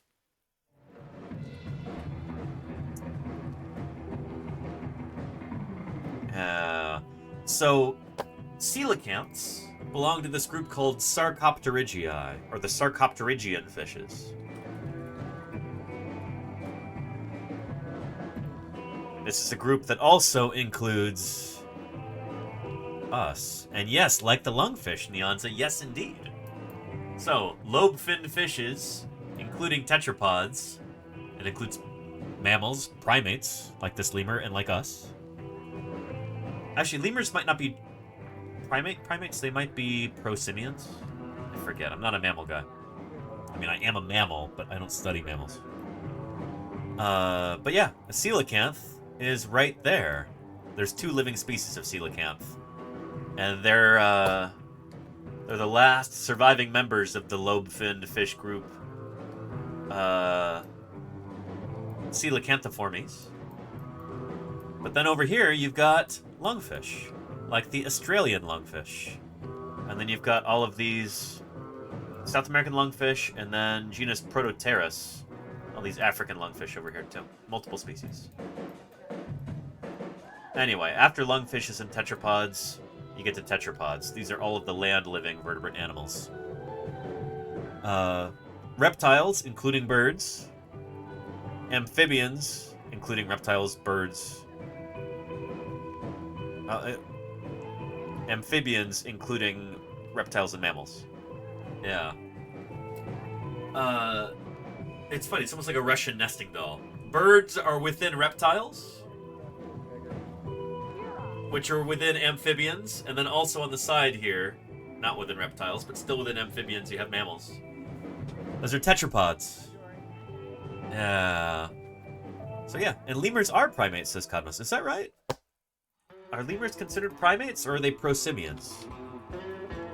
Let's go to primates.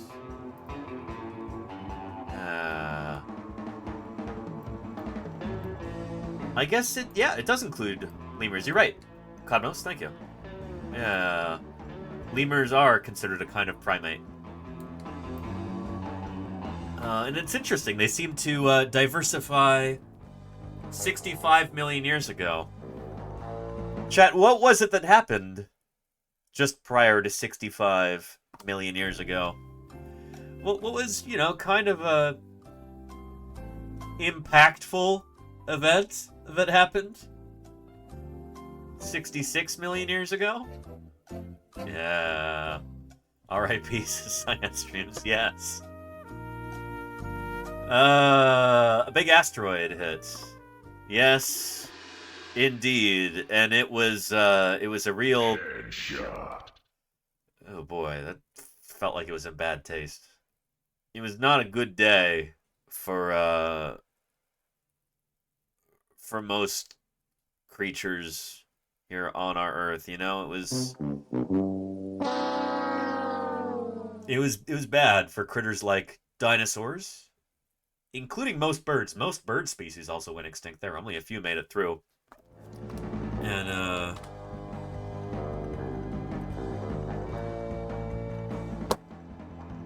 here we go. This has not been published yet, but I don't think it's gone through peer review yet either, but take it with a grain of salt. But this is a study hopefully soon to be published after it gets checked, peer reviewed, everything else. Showing the extinction rate when that asteroid hit 66 million years ago. It's like a fifth of turtles die out, a fifth of crocodilians and champsosaurs, about 40% of freshwater fishes, about a fifth of salamanders, 92% of lizards and snakes, 92% of lizard and snake species went extinct at the time. 90% of mammal species extinct at the time. 94% of bird species extinct at that time. And 100% of the non-bird dinosaurs wiped out. In the oceans, you had creatures like ammonites, completely extinct after this. Mosasaurs, completely extinct after this. Same with plesiosaurs, like Elasmosaurus, completely extinct after that. And a whole host of other marine reptiles, fishes, all kinds of critters. Coelacanths take a big hit too. This group of animals had been pretty diverse during the Mesozoic era. There had been a lot of species of coelacanth.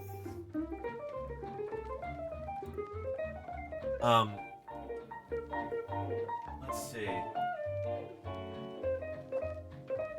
If I recall, there's a lovely picture in this old book I had when I was a kid.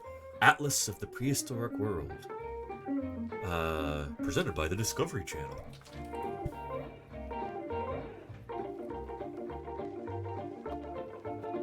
Let me see if I can find you the coelacanth in here.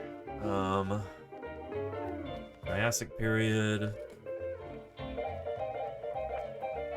Jurassic. Bingo.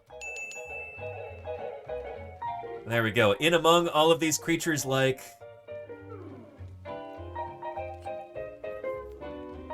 ichthyosaurs, pterosaurs, plesiosaurs, both long-necked and short-necked. There's a plesiosaurus and a Romaleosaurus from here in the Jurassic period. There's your ammonites. Here among these is a lovely coelacanth. It looks different from Latimeria, our modern genus of coelacanth. See, it's got that longer tail right there, but for the most part, it looks very, very similar. Holy cow. Like, crazy similar. Yeah, I love this illustration. This is... oh, it's beautiful. This warms my heart, you know? So anyway. Big extinction event. Coelacanths also almost go extinct, it seems. Like some of those other critters went completely extinct. Today we've got one genus with only 2 species in it. 2 species of living coelacanth, as far as we know. Yeah. And there you go, Neons. Yes, scleral rings? Yeah. And Cooking Fat says, how possible is it that another species would be discovered in the deep? There probably are other coelacanth species out there. We'll talk about that in a little bit, too. There has been speculation that there might be other species of coelacanth still out there, yet to be discovered. In order to be able to get to that, let's continue with our video here, shall we? I'll put this away.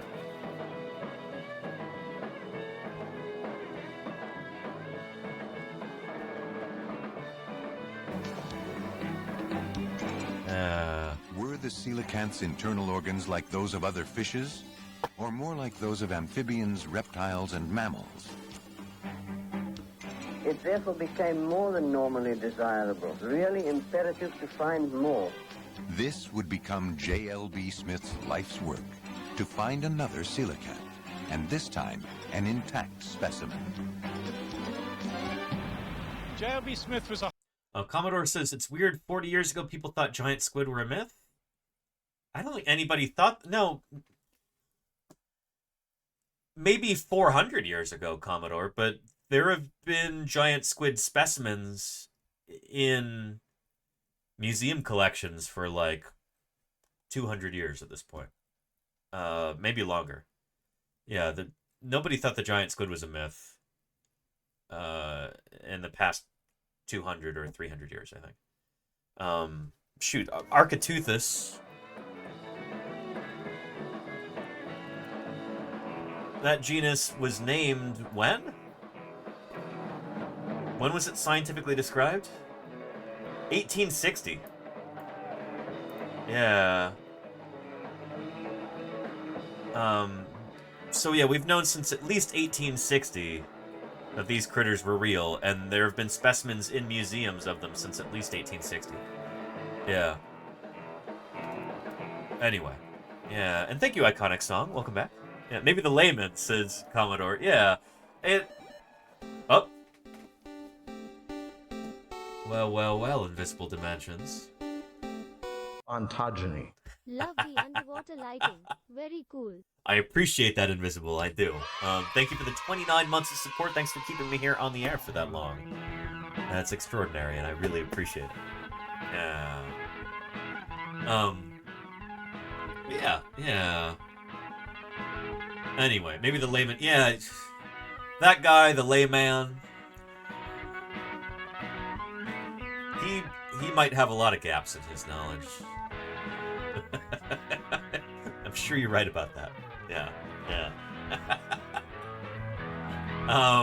Joe Sixpack. Yeah.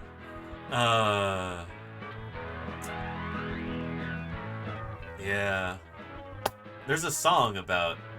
Yeah, Joe Public is the name of the song.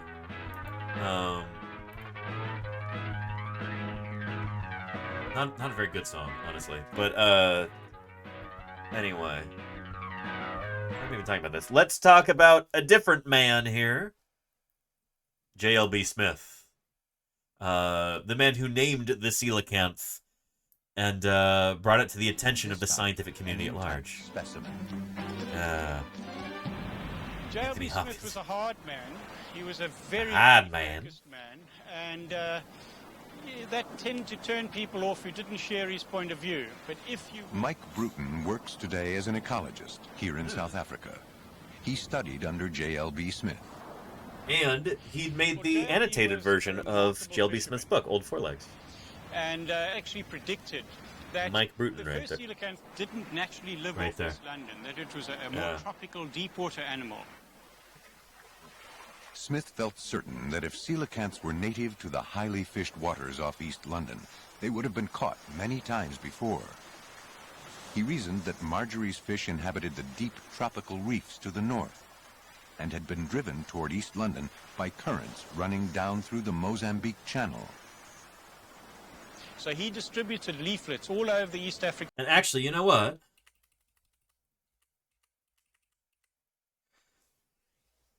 Mayor of Space, you just gave me an idea. Mayor of Space has Anthony Hopkins looking at this photo of J.L.B. Smith. And holy cow, would it be so cool to have like a Hollywood movie, maybe starring Anthony Hopkins as J.L.B. Smith, about the story of the coelacanth. Maybe in the same spirit as like Oppenheimer, you know, like a kind of a punchy biopic like that. But about the story of the coelacanth. Anthony Hopkins could play J.L.B. Smith. Who would play Marjorie Courtney Latimer? Who would play her? Any ideas in the chat? Any ideas? Huh.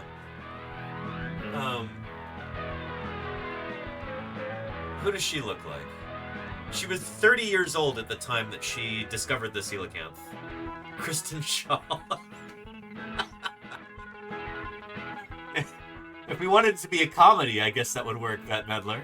Yeah, Michelle Williams. I don't know who that is, but never talking about.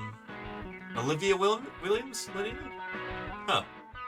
I don't know who that is either. But, yeah.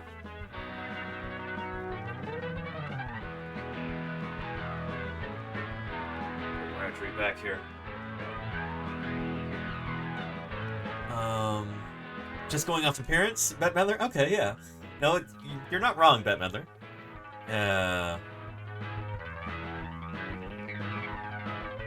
Harass, that's unkind. Olivia Williams played Stephen Hawking's wife. Interesting, Commodore.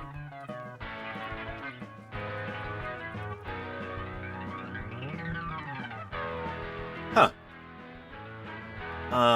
It would have to be somebody who could do a South African accent, I suppose. She might be a little too old at this point. I don't know. Because Marjorie Courtney Latimer was 30 years old at the time. I don't know. Anyway.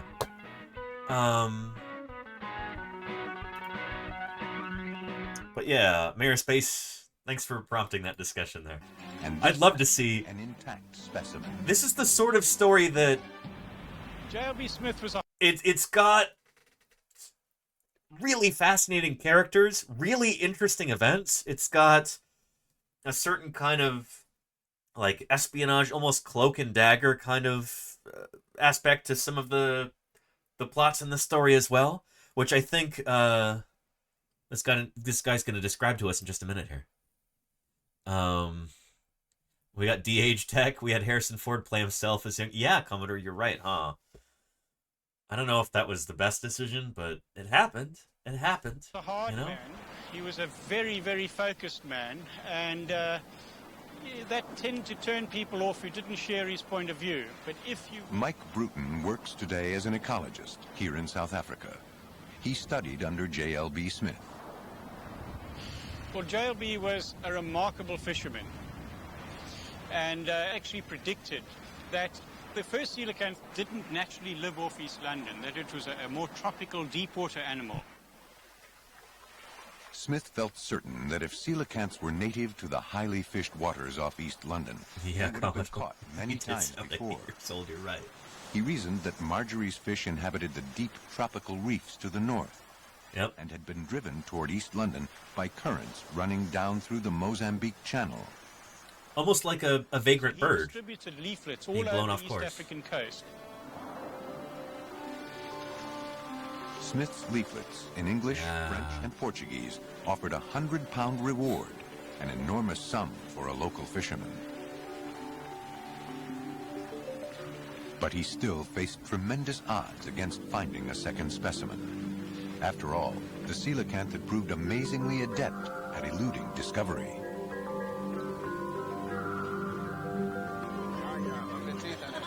J.L.B. was a fisherman, a mad fisherman.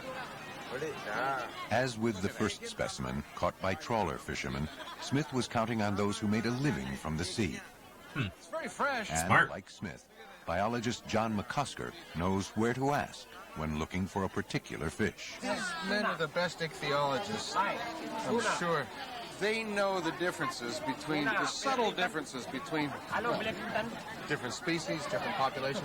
If you want to find rare fish, you don't go to an ichthyologist or a museum. You go to a fish market. And these guys know fish. I mean, it's their whole life is fish. The fishermen of the Comoros Islands would prove to be a godsend for J.L.B. Smith. The Comoros are a small group of volcanic islands then controlled by the French just north of Madagascar. Here, men have fished in the same way for over 1,000 years and were said occasionally to pull out of the water a fish they called gombessa. Comoran fishermen had no idea this fish might shed light on one of the greatest scientific mysteries of all time. But the substantial reward caught everyone's attention.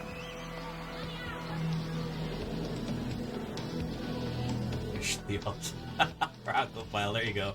Merry Fishmas. In December 1952, from the Comoros, Smith got the telegram he'd hoped and prayed for. Oh, and Diagonal says the opposite is also true. Some things elude discovery by being too common. Everyone assumes it's been named. I know several common plants that failed to be discovered for that reason. Diagonal, the second species of coelacanth, as you'll see later on in this video, that happened with that too. Somebody found one and they're like, oh, that's cool. A coelacanth. Well, surely it's been described from this area. Everybody, surely they know about coelacanths in Indonesia. And like, nope, turns out nobody does. So then they like frantically try and find a second specimen to be able to describe it. You'll see. You'll see. Yeah, it's, I love that this documentary was made after the discovery of the second species of coelacanth. Latimeria menadoensis, excuse me. From, for 14 years. Yeah, you'll see. It came from an English sea trader he'd met in Madagascar, Eric Hunt. Have 5-foot specimen coelacanth. Holy cow. Injected formalin here. Killed 20th. Advise. 14 years after the discovery of the first coelacanth. Was beside himself. Did Hunt have enough preservative? It would take weeks to reach the Comoros by boat. By then, the fish might putrefy. He'd not spent all these years searching to let this specimen slip away. Smith turned to his connections in the South African government to try to borrow a plane. This is wild. Calling on the Prime Minister himself, D.F. Malan. Malan was at... This guy is a real peach, as you'll see. Ugh. But he did the right thing in this circumstance. Cottage in 1952 when he got that famous phone call from J.L.B. Smith, and he realized that J.L.B. Smith had something important to tell him, that South Africa's prestige was at stake.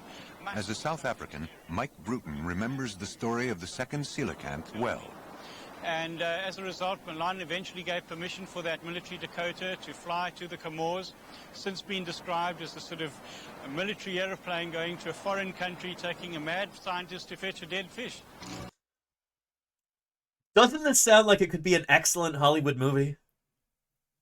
This would be a really exciting scene in it.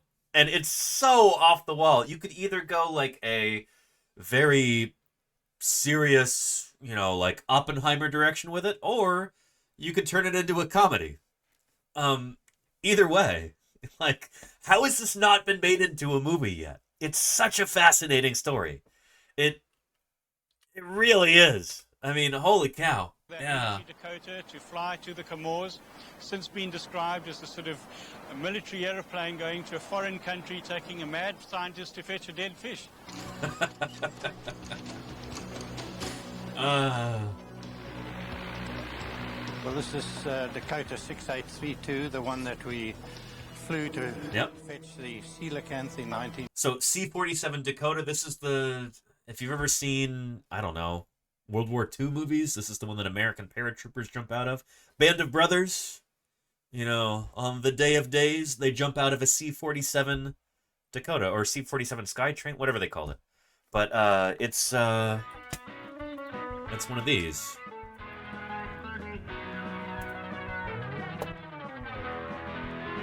Yeah, there it is in D-Day livery right there with those invasion stripes. This is the kind of plane. Yeah. 1952. Major General Duncan That's the same one in a museum. Lieutenant at the time, and the senior navigator on the flight that took J.L.B. Smith to the Comoros.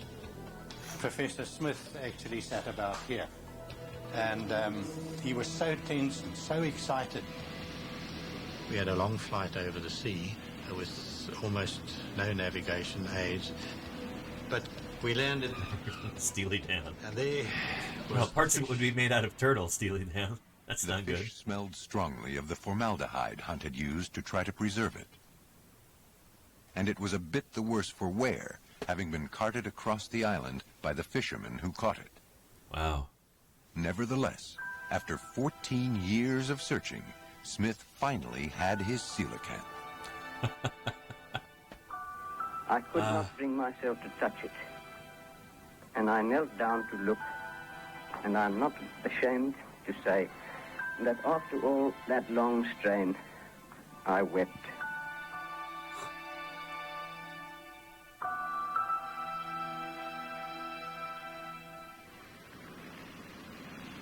Professor Smith insisted that we get this fish back to the aeroplane and take off as quickly as possible. Yep. I'm not sure to this day whether we did in fact have proper diplomatic clearance to land at the island or to take the fish away. I know subsequently the French government were enormously cross about the whole affair because they felt it belonged to them. And again, that would be potentially a really exciting scene in the movie. Maybe you could even embellish it a little bit. And there's like a French troop truck and some escorting French jeeps with 50 cals on them, and they're racing toward the airfield as this C-47 is trying to take off with the coelacanth inside. You know,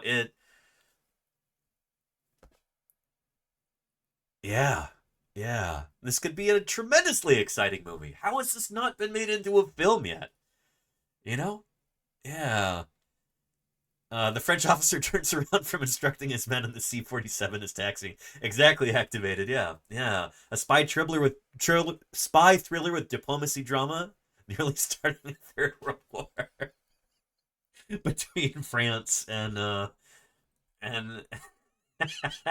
British Empire. Yeah. You know, well, I guess the French Empire and the British Empire, because the Comoros Islands were, you know, they were French protectorates during the time. These were French colonies. So, yeah. How has this not been made into a movie yet? Holy cow. So we flew back. We had to fly the fish down to Cape Town because Dr. Malone wanted to see it. Dr. Malone said when he saw the fish, "Boy, it's very ugly," And is this where we came from? So this guy, Dr. Milan, I don't know why they always insist on calling him Dr. Milan. I don't even know his first name. But Milan was the prime minister at the time, and not the sort of person I would consider, like, a good guy, as you'll see. Yeah. Not a good person. Milan was a creationist and the father of South African apartheid.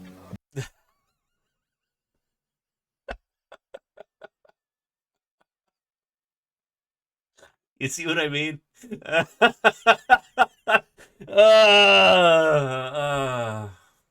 Yeah. Oof. That's a major size oof right there, you know?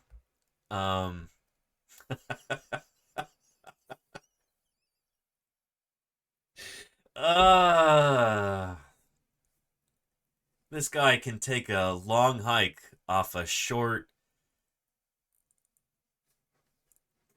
pier above an active volcano, you know? Yeah, major red flag. Well, there's multiple red flags there, Jas and Wiki, but yeah. Oh, boy. Yeah. Milan was a creationist and the father of South African apartheid. Aiding Smith in his evolutionary research was dangerous politically. There you go, Cordelia. But South Africa's prestige was at stake, and Milan welcomed the publicity. You know, at the end of the day, this guy was, you know, he liked the publicity of it, even if he didn't, like, believe it, I guess. I don't know. Prestige was at stake. Yeah. And Milan welcomed the publicity. This is Movie Joe. Donald Marston reporting. Meet Professor Smith of Grahamstown, South Africa, with a model of that famous fish, the coelacanth. There's Marjorie Courtney Lambert. Coelacanths are close relatives of the fish that scientists consider as the ancestor of all land animals. The coelacanths have lived for probably 350 million years, and in that time they have changed but little. Yes, the professor says the fish is a kind of ancestor of man. Poor fish. Narration. Oh boy. The first ever dissection of a coelacanth. That's a villain the movie deserves. I mean, that's the thing, is that, like, the weird thing is, in this story, that could be a source of tension, I guess, if we're, like, writing the script, where, like, the prime minister, like, what's he up to? The dude is a creationist and a virulent racist, and, like, we suspect that he's actually, you know, he's gonna do something to sabotage, you know, the scientific study of the coelacanth, and then it's a red herring. He just doesn't, you know? It could be like a neat bit of misdirection there in the script. Do we have any screenwriters here in the chat right now? Man, this could be a hit film. You know, it really could be. Coelacanth is not a herring, check nerd. Very funny.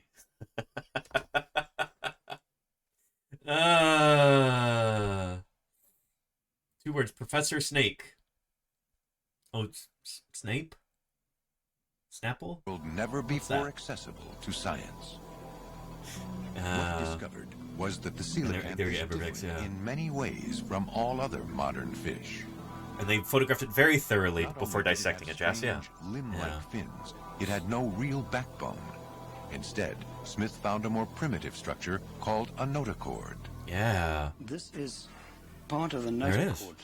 It's hollow. The coelacanth that was dissected here, and it's simply a hollow tube. It's a. And I love how Mike Bruton there has got a coelacanth T-shirt. His says "Old Four Legs." Mine says "Hang in there." I printed this one myself. This is if you doubt me, I could go fish out the, no pun intended, the silk screen that I burned for this. But yeah. Good stuff. There's a fair number of coelacanth T-shirts that I've seen. They're gristly tube, which is subject for a T-shirt. Just behind the brain, right through into the tail, and it's filled with a light oil under a very slight pressure. It's just been This remotely kind of oil-filled activated, yeah. skeletal structure is unique. Most adult vertebrates have well-developed backbones, especially those that live on land, including human beings. The entire fish is filled with oil. There's not a single air sinus in the fish. So, like a diver's depth gauge, it's incompressible. Graxanov, how are you doing? In welcome, theory, welcome. anyway, I it dig would those allow it to coelacanth swim emotes. At depths of 1,000 meters or more. But it was the limb-like fins that really caught the attention of Smith and the world. They had their own internal skeleton, more like our limbs than the fins of a normal fish. As you see, the fins are more like paddles than ordinary fins. Indeed, our arms were developed from a pectoral fin like that of this fish. I have no doubt that this fish crawls about on the bottom quite easily. Once again, the press trumpeted the coelacanth as the missing link, a creature that bridged the gap between fish and primitive land. G.L.B. Smith was so mad about that missing link thing. That's not what he said. Even zoos now wanted their own coelacanth. Yeah. The London Zoo offered a reward of £1,000 for a live specimen. Oh boy, that's a lot of money at the time. Capitalized on the excitement surrounding his find. He wrote a book, Old Forelegs, and created a legend. Yep. Through Old Forelegs, which is one of the great scientific books of all time, he captured the public imagination, partly because it's a fantastic fish, but I think we must also give credit to JLB for a really good marketing exercise. He weaved the human story, all the intrigues of the Comores, of his working with a South African Prime Minister who didn't believe in evolution, and made the coelacanth story come alive for people, gave them an entree into this fantastic scientific world from which most people are excluded. So that's Mike Bruton right there who is talking about this, and he actually annotated this book, and you can get it for yourself now. The annotated Old Forelegs, the updated story of the coelacanth. There's the original book there. I've not actually been able to find the original book anywhere online, but this is honestly better, because it's got the original text right here. So you've got the original book plus these lovely annotations on the side, providing up-to-date details and context, defining terms and stuff. There's old Copen Marsh there. For some reason, I haven't gotten to this part in the book yet. But, yeah. Good stuff. So again, if we have any screenwriters in the chat and they'd like to make this into a movie, get this book, you know? And also get this one, A Fish Caught in Time, which we'll talk about in a little bit. But yeah. And Harissa says, is tonight the Fishmas thing? It is indeed, Harissa. Welcome back to Paleontologizing, and a Merry Fishmas to you. Yeah. We're, of course, celebrating the coelacanth, which was rediscovered, on this very day, December 22nd, 1938. 85 years ago today. The coelacanth was discovered by Marjorie Courtney Latimer, the 30-year-old curator of the East London Museum of Natural History in East London, South Africa. Do I have that right, East London? I think so. Yeah. And Merry Fishmas to you too, Harissa. Yeah. One fish discovery fed so many scientists it was a Fishmas miracle. It was, Steely Dan. Yeah. And J.L.B. Smith's book, The Search Beneath the Sea, is also available at the Internet Archive. Very cool, Diagonal. Very, very cool. Take a look at that. Oh, this is really neat. Oh, very cool. He dedicates it to Marjorie Courtney Latimer, one of South Africa's most able women. How does that sound condescending? It kind of does. But yeah, I'm sure he didn't intend it that way. But yeah, good stuff. That's super cool. And look, the text is even highlightable, which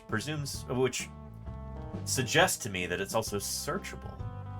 That's super awesome. Thank you, Diagonal. And by the way, how has this not happened yet?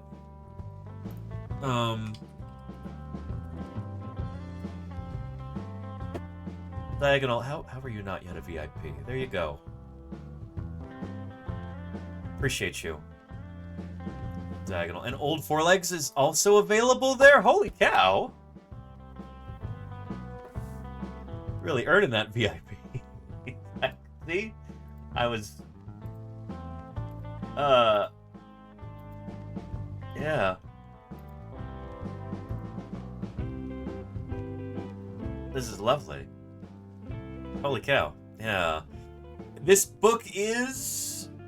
You know, it was written in, what, the 1950s? There are some very antiquated ideas about some things in here, not just scientifically, but also in terms of, you know, descriptions of native peoples and stuff like that.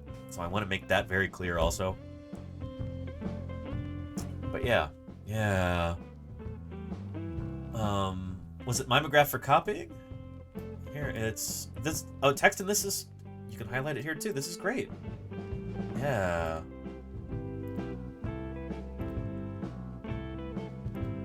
Oh, this is excellent.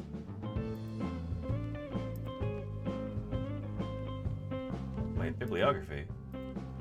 Oh, okay, that's just at the beginning. And that's the back. Oh, okay, I guess it's a shorter book.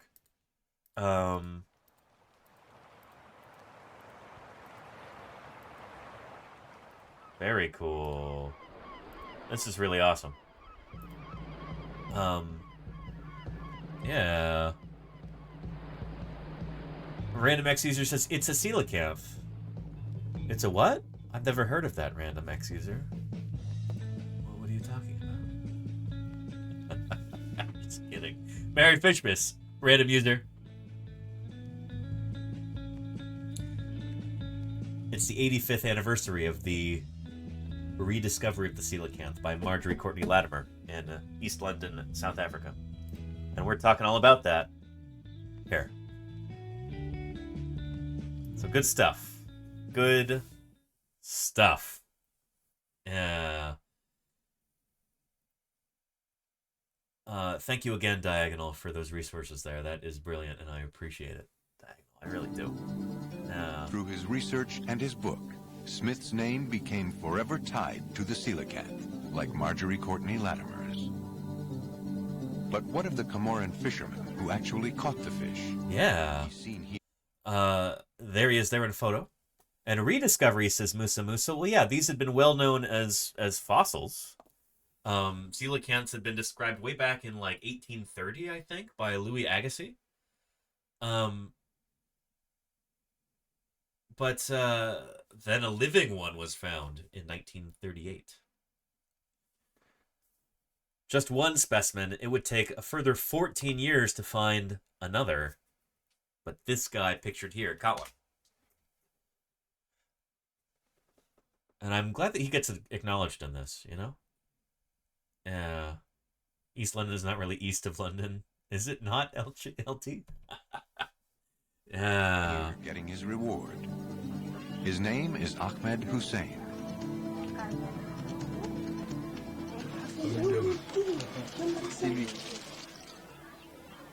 This is the first time he's been interviewed. Seriously? Hussein says Wow. he never met Smith, but recognizes his fish. This guy should be famous, you know? He should live in a palace. Not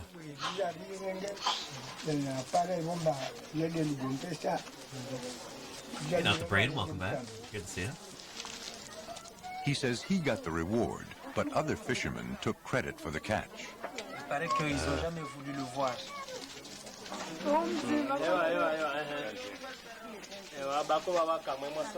Until this moment, not even Hussein's own neighbors knew what he'd done. But his catch back in 1952 put the Comoros on the scientific map. From then I love that this tiny archipelago would be acknowledged as the prime location for finding Latimer. I love that he gets another day in the sun here. This is this makes me happy. Miria Columni. Yeah.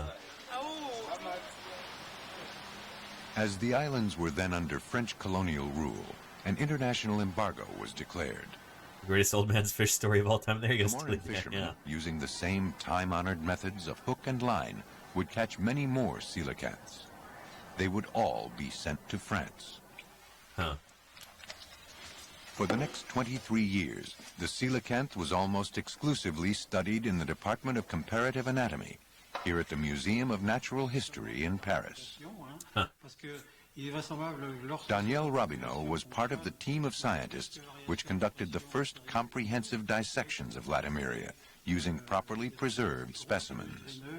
This is one of the many specimens we received from the Comoros. A cut was made across the head, giving us access to the inside of the skull. One can see very clearly the most interior part of the notochord. Yeah. The French team found a series of contradictory features. Huh. In some ways, the coelacanth looked very primitive, with organs and glands similar to those of sharks and rays, and a tiny heart, which is little more than an expansion in the main blood vessel. In other ways, the coelacanth resembled tetrapods, those four-limbed creatures that include everything from the very first land dwellers to human beings.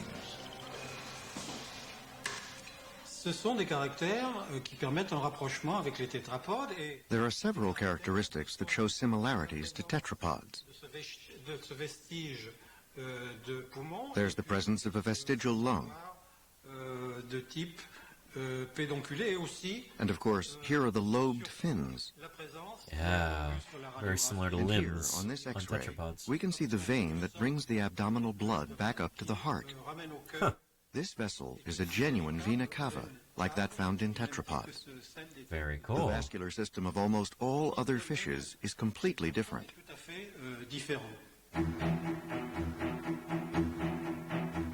So was the coelacanth the closest living relative of There you go, tetrapods? Hogan, yeah. The missing link? Some And a vestigial lung. Yeah, so coelacanths cannot breathe air, and yet they have almost like a vestigial lung inside, because their ancestors probably could breathe air, and then they evolved away from that. scientists I said think that's yes, the idea activated, others yeah. no, as they continued to explore this mysterious creature's anatomy. Its brain, which unfortunately you can't see, is incredibly small. The brain case is probably about that size, but the brain itself is no bigger than the end segment of one's thumb. In the snout of the fish, a strange jelly-filled cavity was discovered. It initially puzzled researchers, but is now thought to be an elaborate electroreceptive organ. And we believe that this is used to detect minute electrical impulses put out by prey organisms. Its eye in life looks much bigger than that, and it's like a crystal. And Random says, I wonder whether their ancestors moved back to the sea after the meteor striking event. It could be, yeah. So we had marine coelacanths and freshwater coelacanths. And so it could be that there were... You know, it could very well be that the majority of coelacanths during the Cretaceous period were freshwater, living in rivers and lakes and stuff. And then they maybe got completely wiped out by that asteroid impact and the ensuing environmental chaos after that. It could be that just the few species of marine coelacanths that were around, those are the only ones that survived, which is why they're not very diverse today. Ball, and it's as clear as anything. And Comorans say that coelacanths have fire in its eyes, and that's because it collects any light that's available and reflects it back, rather like a cat's eyes at night.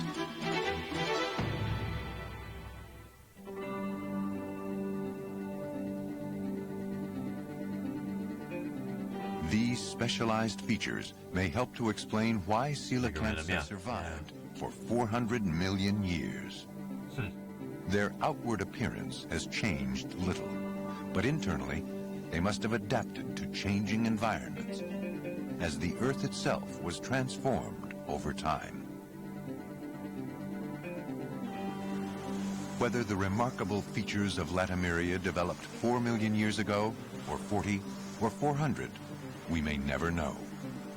But it has now we've got a pretty good idea nowadays. And continues to avoid extinction, thanks in part to two other crucial adaptations: its advanced method of reproduction and its extremely low metabolism. So they wouldn't need much food. They're living, in fact, in a low food environment.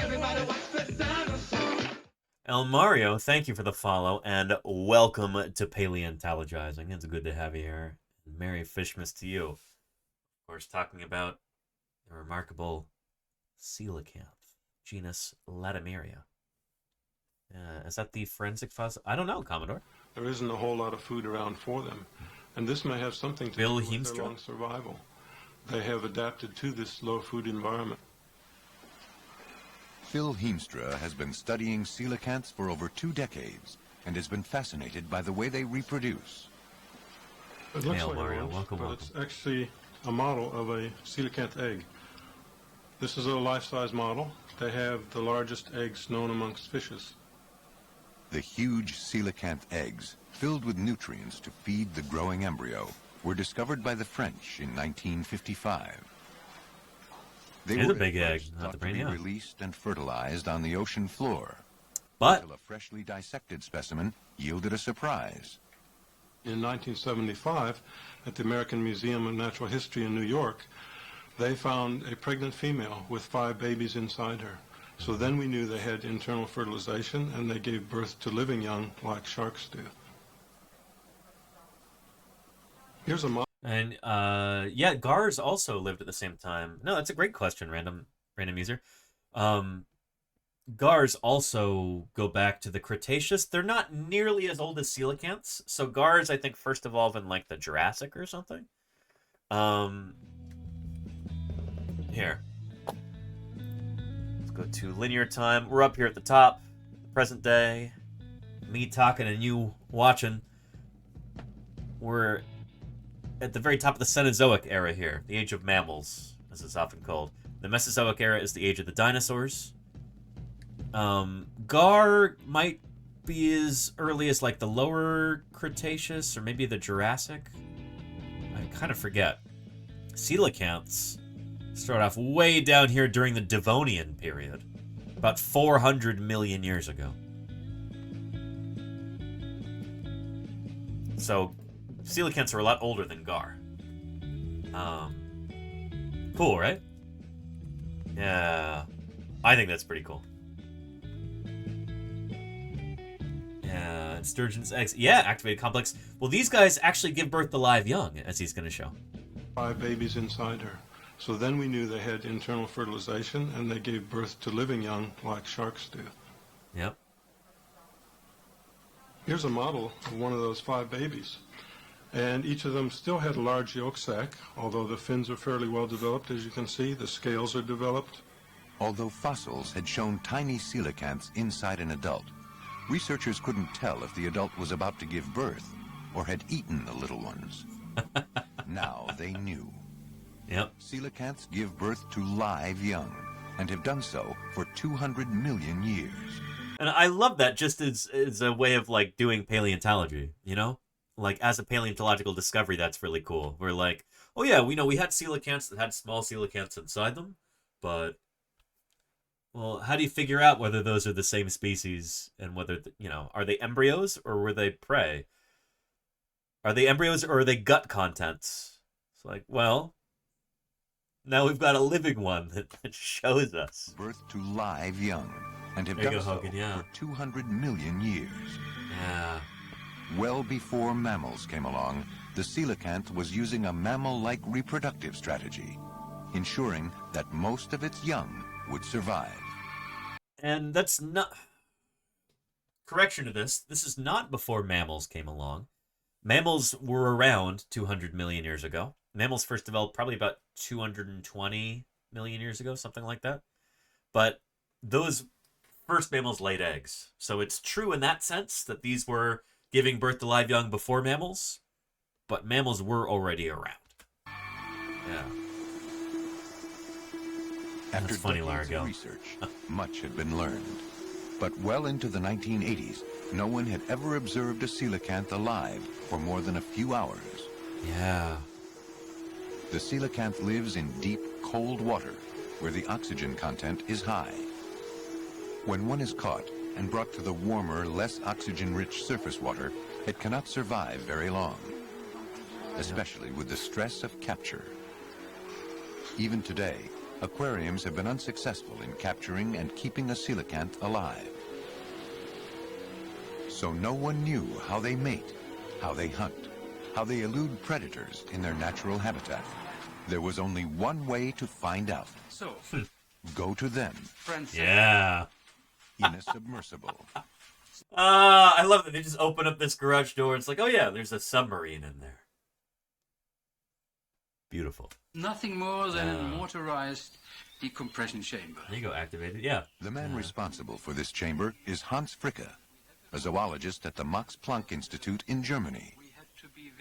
He's been obsessed with the coelacanth since childhood. And we thought that the coelacanths occur deeper than 200 meters, and this was the reason that we built Yago. Yago was custom made by its pilot, Jürgen Schauer. You have 5 lights. Each light has a power of 250 watts, so you can impose sunlight on the seabed. And we have 5 little thrusters. These side ones are rotatable. And we have 3 in the back for propulsion, with which we can make a speed of about walking speed. It's about 1 mile an hour.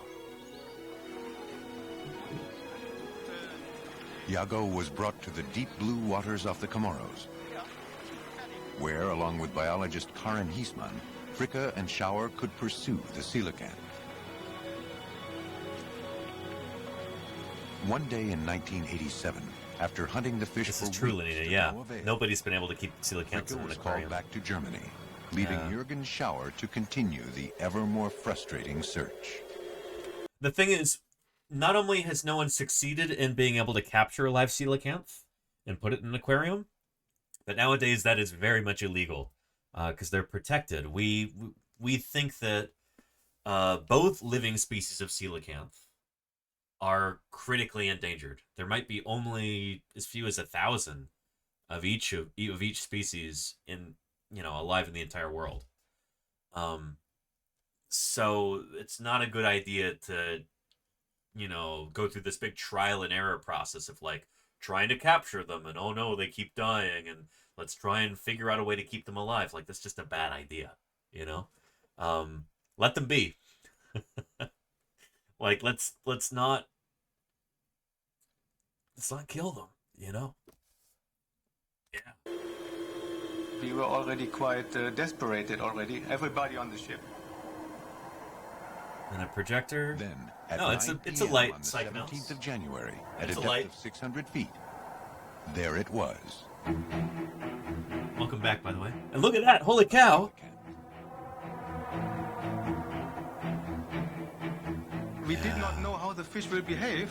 Usually the fish swim away when they see the strong lights of Yago, but this fish didn't care about the lights. It's so large and it's moving in such a different way than other fish, which makes it really a spectacular experience to discover a fish like this. It really is beautiful. Look at that animal. Schauer immediately radioed Fricke with the exciting news. Jürgen called me with a ship radio, and I said to him, give everybody a kiss, I give you a bottle of champagne, and so on and so on. I was very, very enthusiastic about it.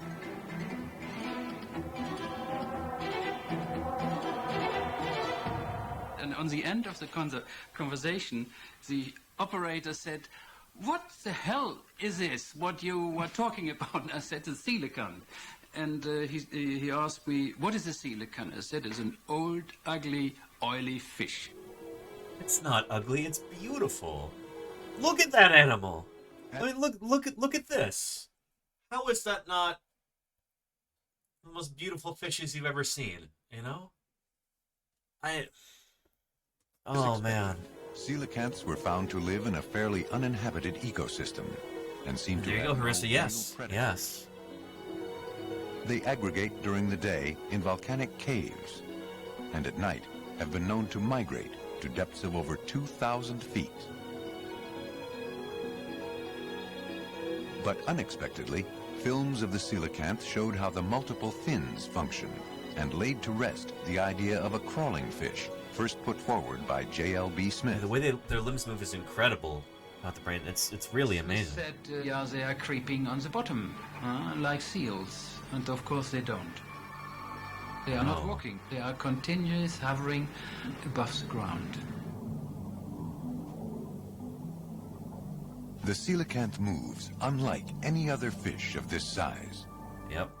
Its oil-filled body allows it to maintain neutral buoyancy and float in any position. 6 fins are almost constantly in motion, like oars in the water. Upper and lower fins toward the rear of the creature, plus 2 pairs of limb-like fins. Kind of clunky, but... And there was something surprising about the way these limb-like fins moved. Although the coelacanth was not using them to crawl on the bottom, to the expert eye, their motion hinted at walking. Yeah. Check this out. How much do we know about their behavior, diet, etc.?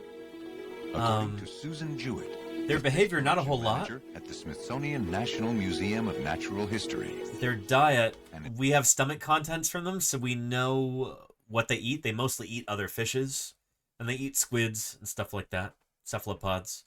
But they're mostly eating other fishes, both ray fin fishes and chondrichthyan fishes, sharks. They'll eat small sharks, sometimes up to like 3 feet long. So they'll just gobble up a leopard shark if one crosses their path while they're hungry, you know? And Harissa says, so have they not evolved anymore? They have evolved, and they are still evolving. If a population of animals is alive, it's evolving. It's just these guys, they've not evolved a lot on the outside, I guess. Their genetic code, that will have definitely evolved. Their DNA has changed a lot. But their outward appearance has not changed all that much. They still look, in their general shape, very similar to coelacanths that lived during the Cretaceous period, 100 million years ago.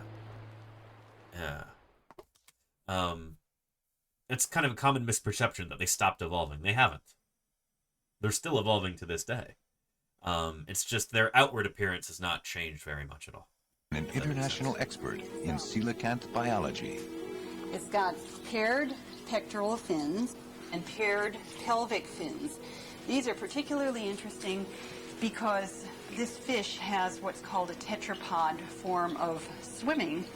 Yeah. We, being tetrapods, have all learned that when we walk, we move the right arm forward in synchrony with the left leg. Well, the fish sort of swims like that, with that right pectoral and the left pelvic going in synchrony with one another. Very interesting characteristics, which again is one of very many characteristics that place it in that evolutionary line towards higher vertebrates. Higher If the vertebrates. coelacanth swims like a land animal walks, does that too suggest it's our closest living relative among the fishes? To this day, the evidence is inconclusive. Until recently, most really. researchers put coelacanths nearest to tetrapods on an evolutionary tree. It actually turns out it's But now, lungfish. a group known as lungfish is thought to be an even closer ancestor, based and on new DNA evidence. And we see that here, from primates down to tetrapods. There we are. Yeah. So, we've got the lobe-finned fishes, including tetrapods. Coelacanths are this group out here, kind of an out group there.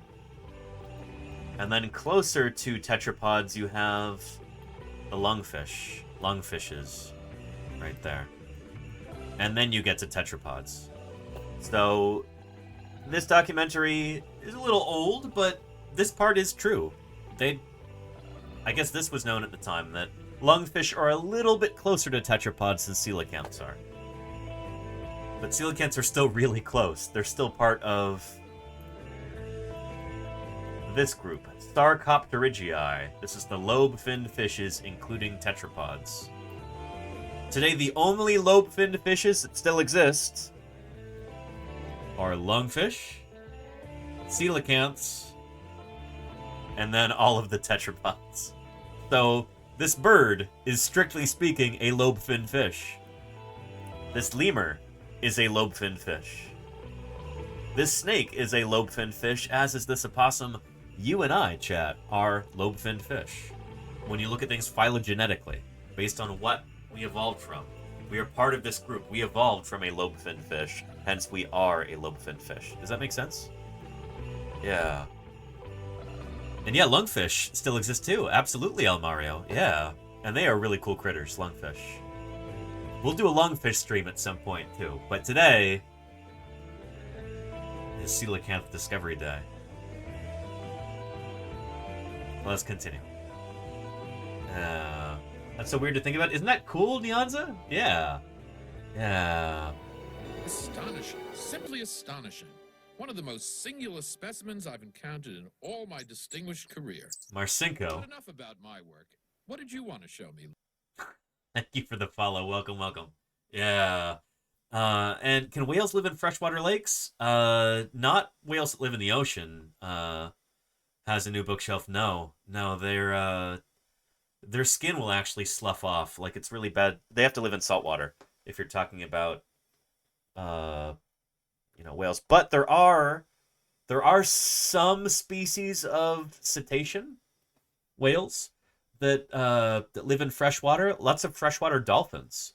There have been multiple times that dolphins swum up rivers from the sea and then evolved into freshwater dolphins. We've got multiple species of freshwater dolphin today, which is really cool. Yeah. Anyway, yeah. We may never know for certain which group of fishes contains our closest living relative. No, we're pretty sure now. Continues to surprise science at every turn. 6,000 miles from the Comoros, on the other side of the Indian Ocean in Indonesia. Yeah, here we go. The discovery of a coelacanth would disrupt the lives of two young scientists. This is such a cool story, too. Echo of the events in South Africa some 60 years before. Yeah. Mark Erdman, a marine biologist studying coral shrimp, and Arnaz Mehta, a naturalist, had just started a life together as husband and wife here in Indonesia, when the coelacanth made its unexpected appearance. So Diagonal, this is what I was talking about. It all began in the local fish market, when Mark and Arnaz, stepping out of a taxi, spotted a strange-looking fish on a fish cart. I went over to the cart, and I stared at this fish, thinking it was a grouper at first, but then the head was all wrong, and everything was wrong about it. And then I called Mark over, and our other two friends, they came and looked at it, and Mark, sort of in disbelief, said it was a coelacanth. It just seemed really kind of incredulous that we could step out of a taxi in a city of over 500,000 people and see something that was really a big deal go wheeling by on a fish cart. They took a photograph, but did not purchase the fish, thinking Indonesian coelacanths were already well known to science.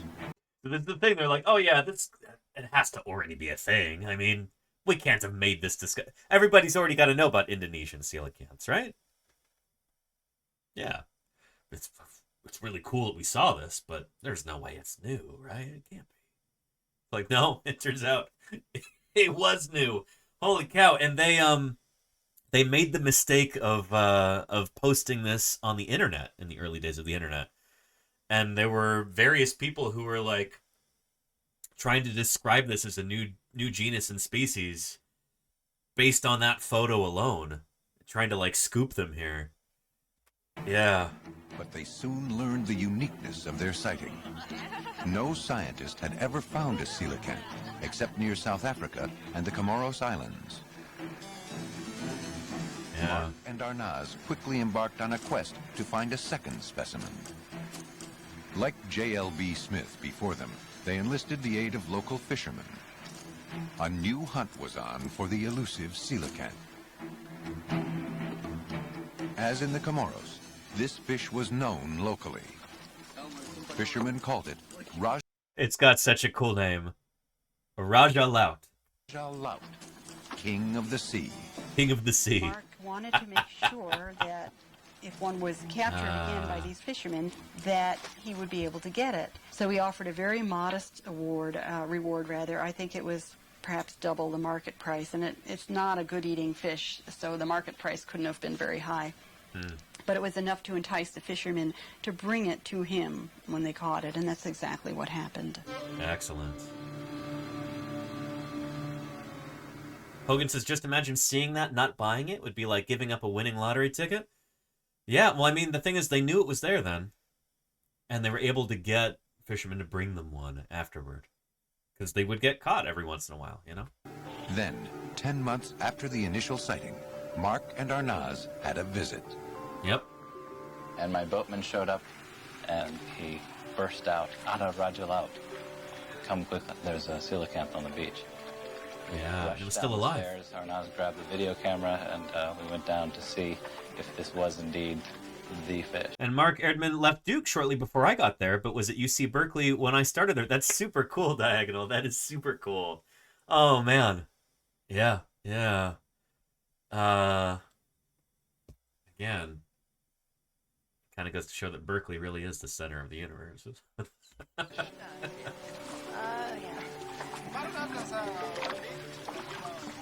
Like all of its predecessors, the creature soon found life at the surface impossible. But before the great fish died, the couple took it out to deeper water to get photographs in a more natural setting. Arnaz even had a few moments to swim alongside. Yeah. The fish had been caught several hours earlier, and it was really down to its final hour. During that time, you know, her fins were still moving, still flouncing, and then her dorsal fin would raise, and then once in a while she would take a big gulp of water. And she was extremely calm in her inevitable demise. I couldn't get over how beautiful her scales were. There are these, you know, these scales that were speckled with these gold flecks, and it was like a slow dance. It's certainly sad to watch such a majestic beast die so slowly.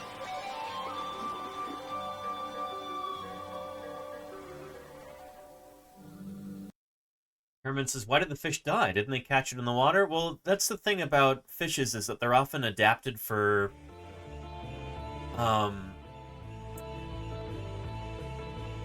living at certain depths. And so coelacanths live pretty deep, down in like rocky caves and stuff like that.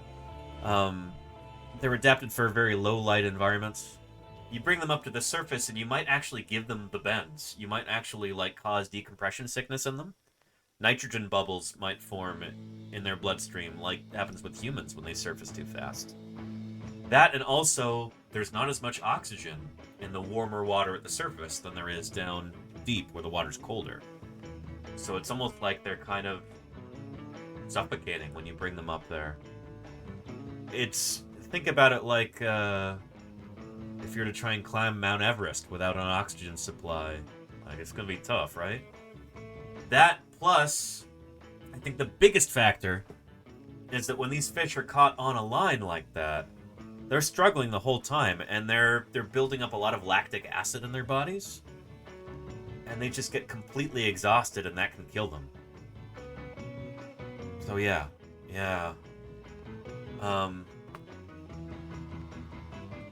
So that's what I've heard. The lactic acid really is the fatal factor there for coelacanths when they're brought up to the surface. You know? Yeah. When DNA samples of the Indonesian coelacanth were sequenced, they suggested that this was a new species and dissuaded scientists from the idea that the Indonesian fish was a stray. Yep. In fact, from the DNA analysis, it seems that the two populations were separated many millions of years ago.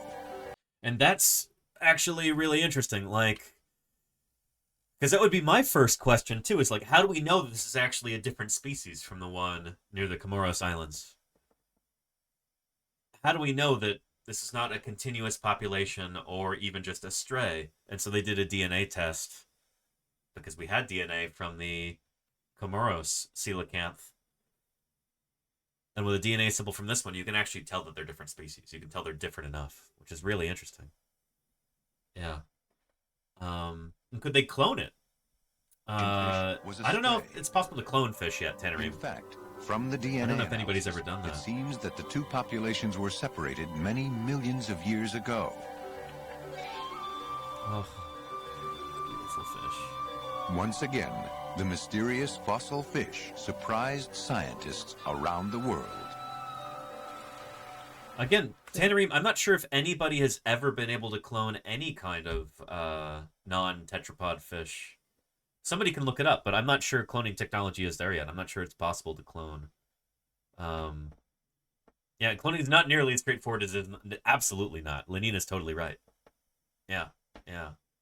And not just a new variant, a new species. Jason Wiki, yeah. Yeah. Here. Yeah. And different enough that we know that they diverged millions of years ago. I think that might actually be reflected in our tree of life here. The Sulawesi coelacanth is the one from Indonesia. And then the West Indian Ocean coelacanth is the one from the east coast of Africa. And yeah, it's thought that 6 million years ago, these two species diverged. So they've had 6 million years to evolve in different directions. Yeah. So yeah, very much. And actual genetic change and morphological changes too. These are not identical in terms of their morphology. We might even be able to find an image. I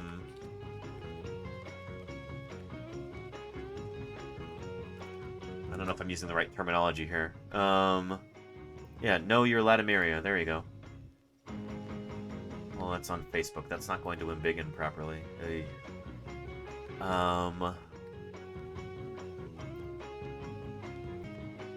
know the ones from Indonesia are supposed to look more brown and less blue. Yeah. This is the one from the east coast of Africa. And this is the one from the Indonesian archipelago. Latimeria chelumnae and Latimeria manatoensis. And they do look different. Just based on this figure here. But they look different in life also. Yeah. And Timmer's Crutch, thank you. Merry Fishmas to you, Timmer's Crutch. Welcome back. Yeah.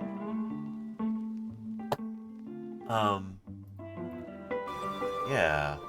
Once again, the mysterious fossil fish surprised scientists around the world. I guess it was a fossil fish first.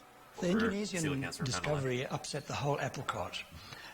Science was all nice and happy. They'd got these little enclaves in the Comores all sorted out, and that anything that was outside that was a stray. Now, all of a sudden, 10,000 kilometers away, right across the other side of the Indian Ocean, we have another colony of coelacanths.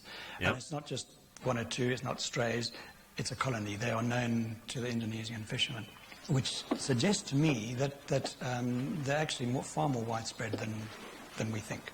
The fact that So this was 1999, I think, that the Indonesian coelacanth was published, Henry. that we could find this animal in a place that's relatively well known to ichthyologists, it would not surprise me in the least if over the next 50 or 100 years that it is revealed that the coelacanth actually exists pretty much in one continuous population from the Western Indian Ocean all the way up to Indonesia. It is possible. You'd have to find the right kind of habitat to look for them in. They like deep water with like volcanic topography. They like rocky caves and protrusions, and that's where they like to hang out. In this book right here, which I would highly recommend if you'd like a really entertaining, like, popular science account of the story of the coelacanth, I would highly recommend this book by Samantha Weinberg, A Fish Caught in Time. This is honestly one of the best popular science books I have ever read. I couldn't put it down. It's so good. But toward the end of this, there is a discussion of another possible coelacanth. And I'd never heard about this before I read this book, and I thought it was really interesting. Well, hang on. Are we going to have a cat visit here? Sweetie pie. You want to come here? Oh, she's just staring at me from the other side of the room. Can I entice her over with a crinkly noise? Trick her into thinking I have some treats? Hang on.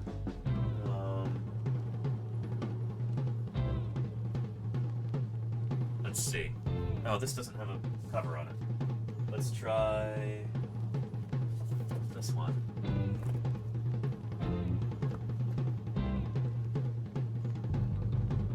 Sweetie pie.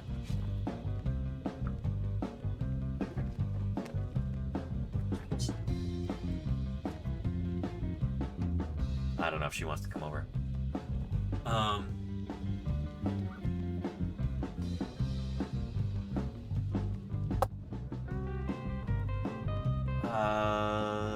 Let's see.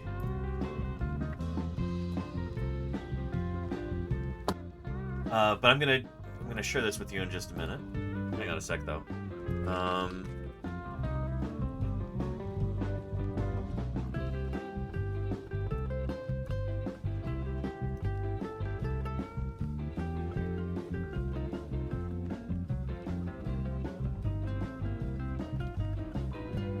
Let me show you this.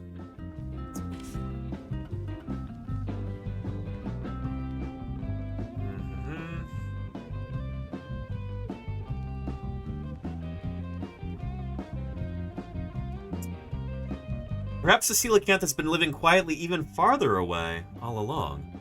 Over the years, a series of clues has emerged that seem to indicate that the fish's home range is wider than believed.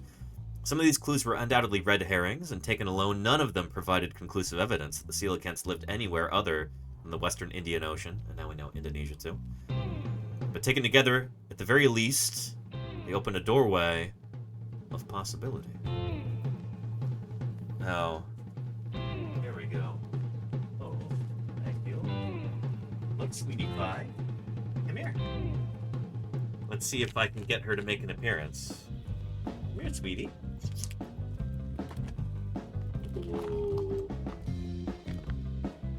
Here. Oh. Come on up. Hi. Oh, don't yell at me. Just come on up. Hey. Ooh. Come up here. Come on. Man, it's like herding cats, you know? And thank you, Lordy, for the 200 bits. Kitty beaties. Come here, sweetie pie. Come on up. Come here. Put the microphone, give you some space.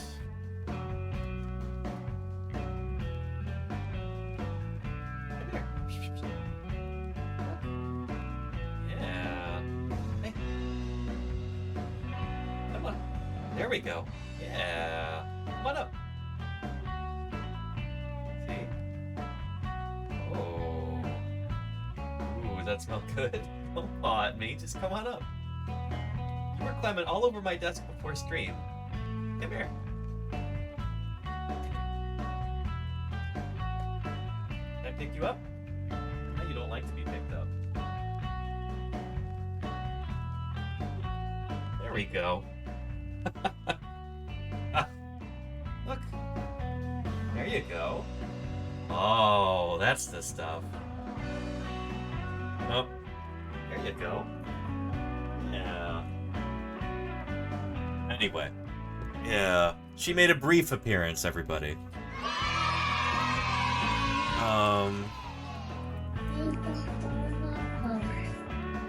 And thank you, Trek Nerd, for the 200 bits there. Yeah, everybody loves a cat appearance. I live with 3 cats. Honestly, they're my landlords. That's, she's camera shy, says Lordy. Yeah. But, I'm trying to get them to appear more often on screen, you know? And Merry Christmas to you too, Cheesemo. And Merry Fishmas. Yeah. 3 cats here too. Very nice, Trek Nerd. It's a good number. You know? It's like 3 legs on a stool. If you're feeling a bit cheated, try blaming the dinosaurs. And thank you, Golganek, for the 100 bits there. You want some more, sweetie pie? There's more where that came from.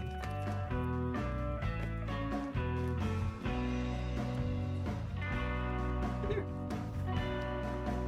Ooh.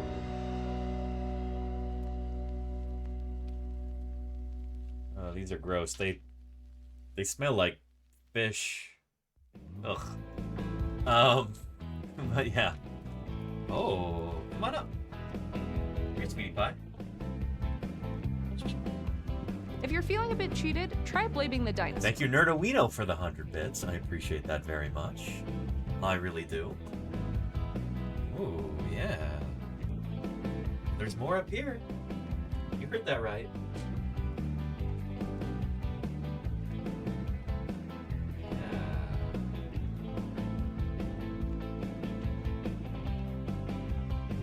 You just gotta come up here. You can do it. Oh, so skittish. My goodness. Oh well, I don't know if she's gonna make an appearance. But anyway, everybody, if you're not yet following Nerdowino, former NASA technologist and current science streamer, go correct that right now. Go give Nerdowino a follow. Talking about literal rocket science, technology, science news, good stuff. Go follow Nerdowino, one of my co-panelists from the science panel at TwitchCon this year. And you bet, Nerdowino, thanks for being here. And Merry Fishmas to you. It was on this very day, December 22nd, 1938, that the coelacanth was rediscovered. Thought to have been extinct for 70 million years. It turns out raptor was the most dangerous dinosaur around. Merry happy. Eo's nice. Thank you, Happy Ascali. I appreciate that very much. Thank you. For the 37 months of support. Holy cow, that's a long time. That's excellent. Yeah. But yeah. And Kodali says, let's help Danny get to Partner Plus. I have Prime, but I'll pay for sub to help. I appreciate that, Kodali. Holy cow. Thank you. Yeah, I don't know if Sweetie Pie's going to make another appearance. But let me just, I'm not going to read you this whole passage either. We'll get on with this. But this part of the book, there's a scale of a coelacanth that somebody in Tampa, Florida, mailed into the Smithsonian. Because if they're removed, America loses them forever. And thank you, Kodali, for converting to a paid sub there. I really appreciate that, Kodali. Thank you. Good stuff. This talks about I really appreciate that, Kodali. Seriously, thank you very much. That will help with the Partner Plus push. Thank you kindly.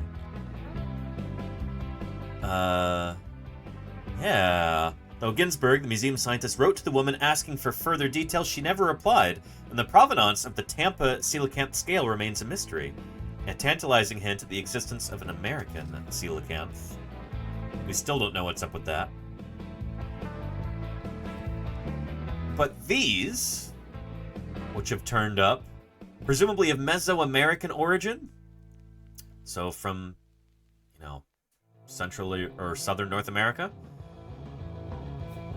Silver ex votos that clearly depict coelacanths have also been found in the 1960s and 70s. Presumably, these date back to before the rediscovery of the coelacanth. They are far too detailed to be the result of, Mesoamerican peoples in the 1400s to 1600s, just finding coelacanth fossils and no, they would have to be exquisite paleontologists for that to be the case. I think it's more likely that these are actually, hoaxes or something like that.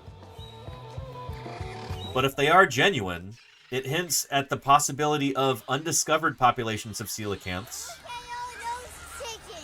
in the Atlantic or Pacific, near Central America. So if that's the case, if those turn out to be genuine, and if they are dated correctly, then holy cow, there might be undiscovered populations of coelacanths still out there. The easiest explanation is that the artist had live models to work from, a fish nearer to home, somewhere in the waters of Central America.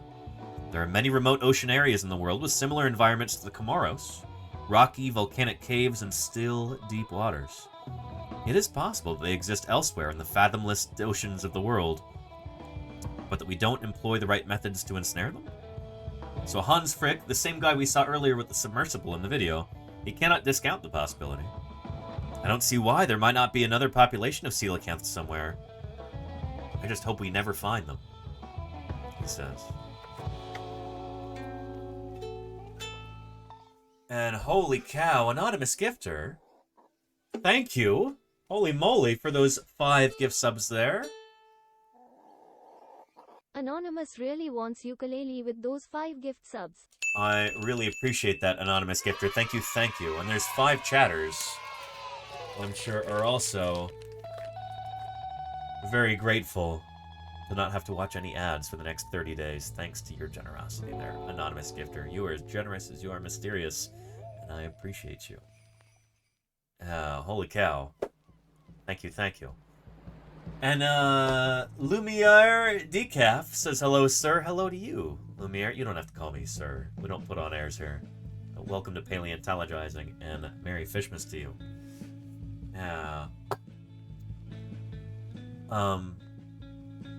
Yeah, good stuff. Good stuff. And are you a happy American? I am an American, and I'm generally pretty happy, Lumiere. Yeah, I can't complain. It's good to have you here. Yeah. And Charlie's Dragon likes to see it. Did it turn out wonderful? I just painted it this morning, and pretty happy about it. Anyway, we're on our way to a level 3 hype train here. We'll see if we can get to that level 3.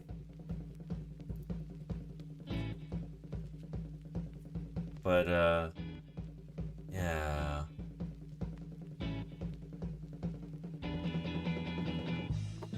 Not surprise me in the least if over the next 50 or 100 years that it is revealed that the coelacanth actually exists pretty much in one continuous population from the Western Indian Ocean all the way up to Indonesia. Victorious gifted a tier 1. Victorious, thank you for gifting Nerduino. I appreciate the Victorious. 120 gift subs in the channel. Thank you, thank you. That's excellent, Victorious. Thank you.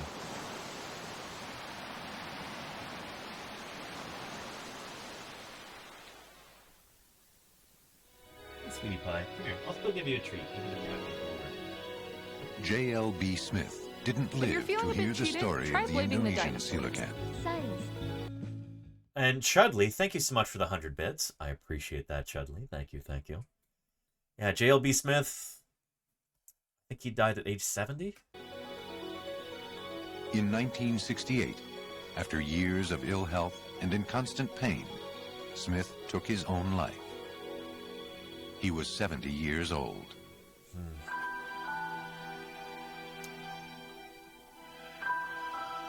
Marjorie Courtney Latimer celebrated her 93rd birthday in February 2000. Holy cow. Salute to her, the discoverer. She was the first in a long chain of people whose lives were touched by this ancient fish.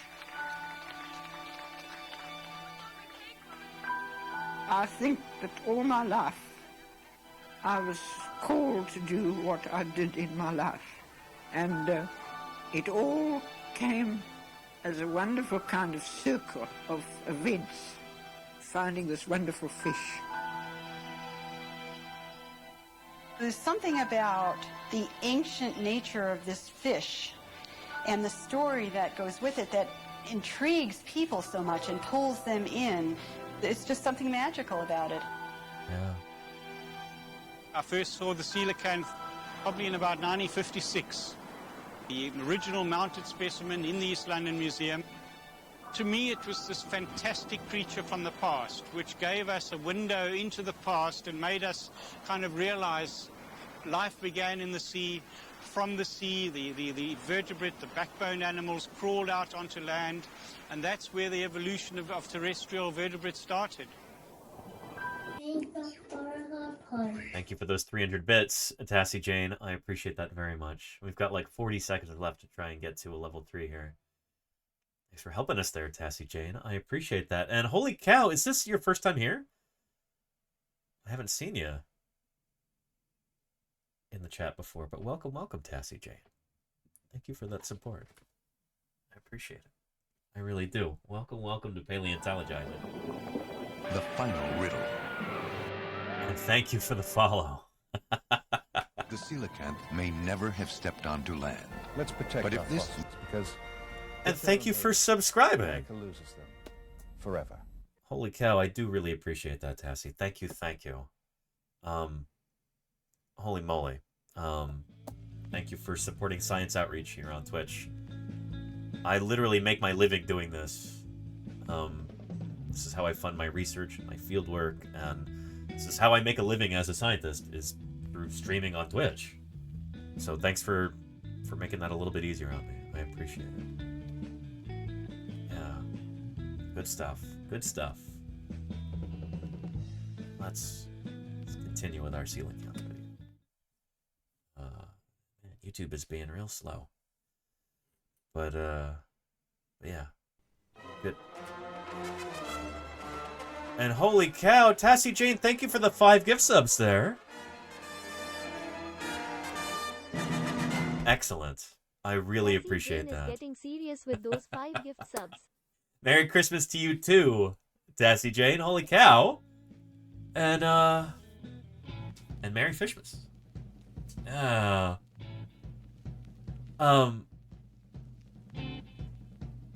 Good stuff. And Lumiere, is it decaf or Lumiere e cafe? Either way, they say, "How are you happy, sir?" You don't have to call me sir. You really don't. I appreciate your cordiality, but unnecessary. I am French and do not know the recipe. I go to Australia in 1 month, dear sir. Well, I hope you enjoy your trip to Australia. That's wonderful. What do I find happiness in? I find happiness in doing things that I enjoy, in sharing science here on Twitch, conducting scientific research, following my passions. That, to me, is a recipe for happiness. That and having people in your life who care about you. And yeah, but I think maybe the biggest thing is like having a sense of purpose in life. Having some kind of a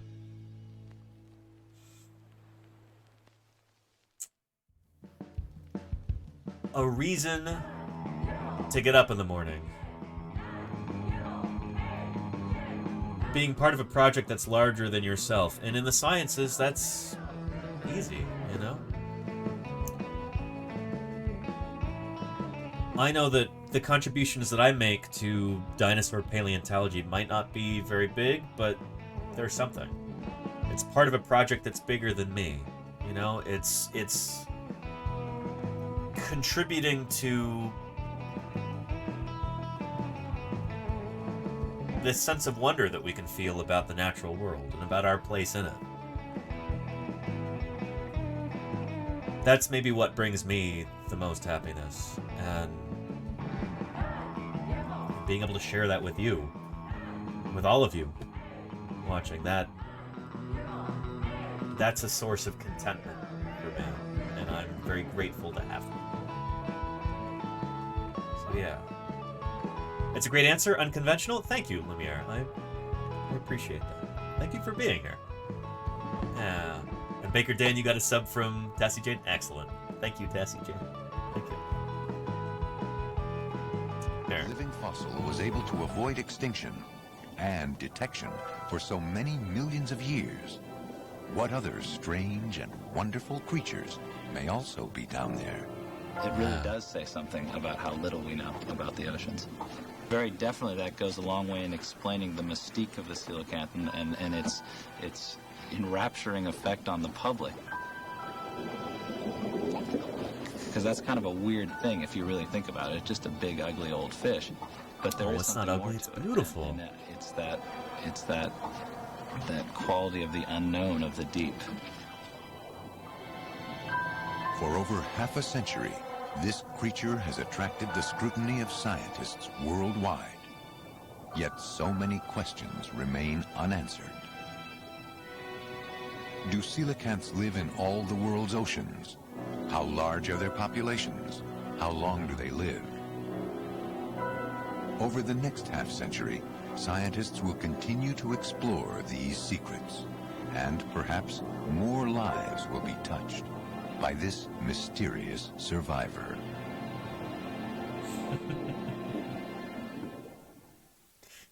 That's beautiful. This is a program from PBS Nova. I'll give you the link here. Coelacanth is the most famous living fossil in the sea, but there are others, and they give us a window into prehistoric worlds. See them for yourself on Nova's website at Yeah, or we'll talk about them here. And Iguanodon. And Chef Doug, thank you for the follow. Welcome to Paleontologizing. It's good to have you here. Nova's great, Timber Scratch. It really is. Yeah. Charlie's Dragon says, hanging out here, learning and sharing knowledge with Danny in the chat is a source of happiness for me too. It's good to have people to share interest with. Absolutely, Charlie's Dragon. That community is so important. Thanks for being part of this community, Charlie's Dragon. Thank you.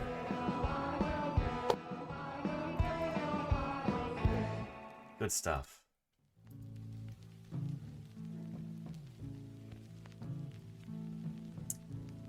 Now, what to get into next? Let's take a look at this quick video. Never actually seen this before, I don't think, from the American Museum of Natural History. Short video, 6 ways to prepare a coelacanth. Well, well, well. Let's have ourselves a look here.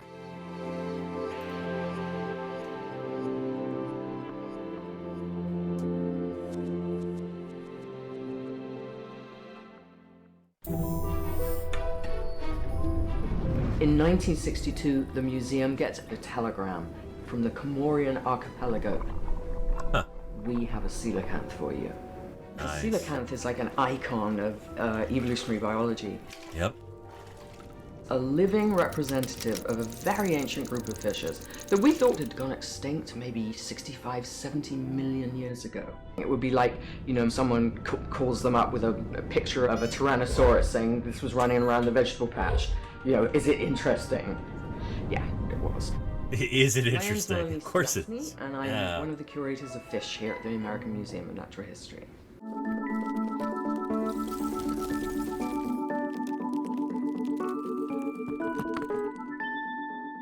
These are great. I love these videos. I've seen some of their dinosaur So ones. we had a visiting researcher here at the museum, and he'd requested to dissect the coelacanth that we had.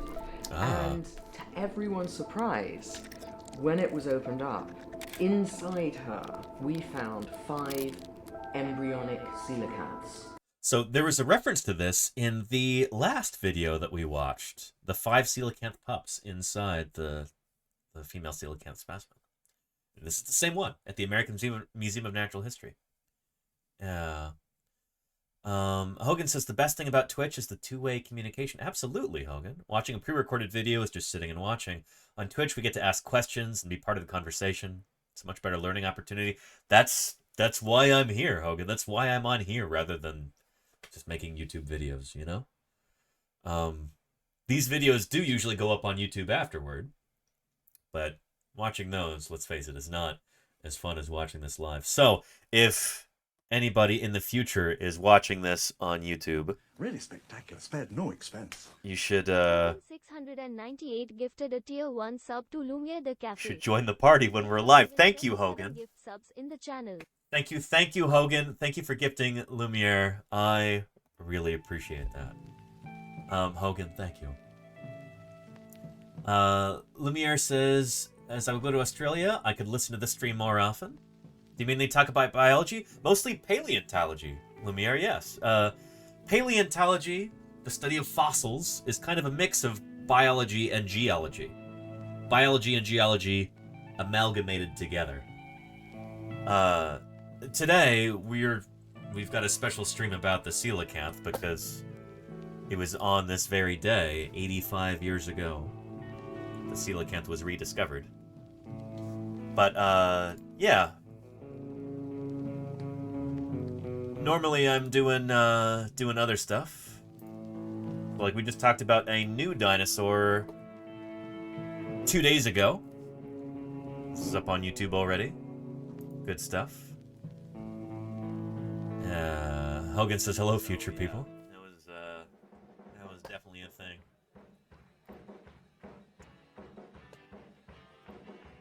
Let's take a look at the paper again. Where was that? So this is a brand new dinosaur that we were talking about 2 days ago. Just described. But these are my office streams. I'm not always in my office. Sometimes I'm streaming from the field. Like in Utah. Here. So streaming from live dinosaur digs. Stuff from the top of, you know. Yep, all right. Excellent. Perfect. Thank you. Well, welcome everybody to Paleontologizing. It's really good to see you here today.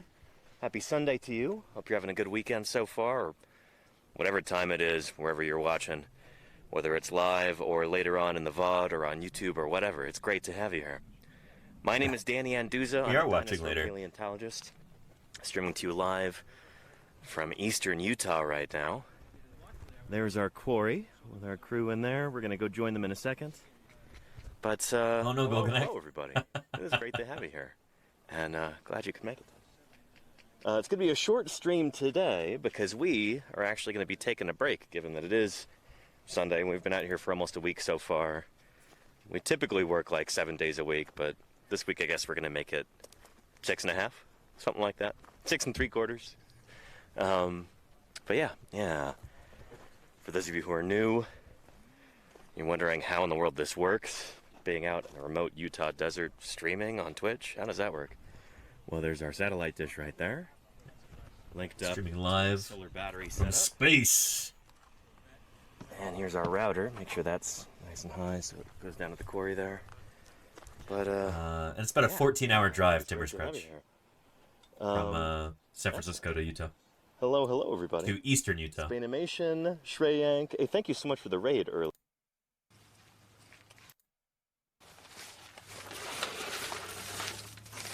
Fisher's gonna eat some lunch, maybe I'll move the camera over here. You guys can see from another angle. I'll be back soon, Danny. Oh, okay. Yeah, anyway. Yeah, check out the YouTube page. Here's a link to that particular video right here. Anyway, let's get back to our coelacanth short video here, shall we? It was her that basically taught us that coelacanths give birth to live young. Yeah. They're so super. Look at that. cute. Baby coelacanth. Coelacanth is they're actually now. Look, Baby coelacanth right there. Holy cow. This is how big they are when they're born. Maybe slightly bigger than this, actually, because these were still in, these were still, I guess, in utero, but coelacanths don't have a uterus. Executive Storm, welcome back. It's good to have you here. And Golganek, how are you doing? Welcome. I'm sorry you got here a little bit late, Golganek, but we're still celebrating Fishmas. And glad you could be here. Yeah, there's always the VOD later, too. Oh, come on, YouTube. What's up with this? It's gotten very slow all of a sudden. Are they going to try and charge us for super cute. Regular speeds? The thing about the coelacanth is they're actually now very endangered. We can't just go out and get a coelacanth anymore. Yep. So it was kind of a no-brainer that we were going to try and prepare them in as many ways as possible to get as much data out of them. How we're going to treat a specimen really depends on how many we've got and what the scientific questions are. If we just have one specimen, a particularly rare specimen, we would still take a tissue sample because that can be very non-invasive. We want to be able to have an archive of the DNA of the organisms that we're collecting. And then the standard procedure would be to preserve, to fix it in formalin. Yeah. The formalin infuses like formaldehyde, all of the tissues, kind of. and it just stops any process of decay. And then we transfer them into ethanol. And we know that this works because we have specimens that are hundreds of years old and they're absolutely fine. But there are downsides to it. The pigments that give the fishes their iridescence and their beautiful colors, which are actually biologically really important, dissolve, they're gone. Yeah. But a collection is not just a jar. I mean, it really is all of the contextual information. And obviously when we're in the field and we're making a collection of fishes, we try and take as many photographs as we can, along with all of the notes about geographical coordinates. Yeah. With those right in the rain books. Like, we have this record of what the fish look like in life. Skeletal specimens are really good for looking at big bits of anatomy. It's a very nice way of getting a three-dimensional representation, particularly a fish's skull. To make a skeletal specimen, we actually use the larvae of beetles, domestic beetles. Domestic beetles, yeah. Domestic larvae, nibble and nibble and nibble, and it's a fantastic process, actually. You get this beautiful, clean skeleton. Gorgeous, clean skeleton afterward, yeah. Cleared and stained specimens for fish are great because you just basically get this see-through anatomy. We clear and stain mostly the smaller things because that way we allow delicate elements to remain intact without destroying them through dissection. My name is Radford Arundel, and I'm a senior scientific assistant in the Department of Ichthyology. The first step is to prepare the specimen by skinning and removing the eyes and the gill arches. The second step is actually the bleaching of the specimen to remove whatever pigment remains within the tissues. The third step would be to dehydrate the specimen in ethyl alcohol, like squeezing out a sponge, so that the structures more readily pick up the dye. Ah, okay, okay. The next step involves placing it in the blue stain. Blue is for the cartilage. Then place in the enzyme solution to begin the clearing process. After it's partially cleared, where you can begin to see some of the structures, you then begin the red stain. This is so cool. I never knew how this worked. Bones, and once it's been... I don't work on wet specimens like this. I work on fossils, you know? So this is really cool to see. We then put it into glycerin, where it will always keep the specimens moist and support them because they are actually kind of floppy and fragile. Huh. Really neat.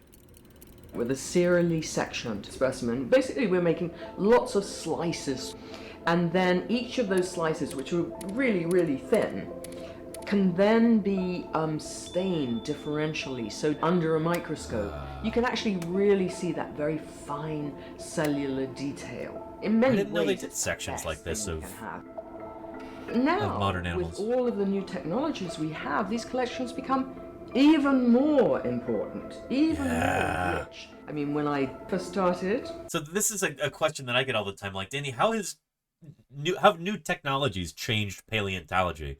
And this is one of the things. Like, being able to scan fossils is a huge deal. And being able to do that for specimens of modern animals, like these, you know, recently living coelacanths. That's super cool too. CT scanning. That was not something in our wildest dreams that you thought you could afford to CT scan a fish, but now we can. So we can look in fabulous minute detail at anatomical structures. Amazing. It is amazing. The critical it's pretty cool. key thing is to have these specimens preserved and conserved for all time. Here at the museum we have a collection of, over 2 million fish specimens. They go back 130 years. We could never reproduce what we've got here because the world has changed. So this is almost like a time capsule. Everything you read about, the impacts of climate change, how organisms' distributions are changing, all of these things, it's based on specimens like these. Yeah. Super cool. Super cool.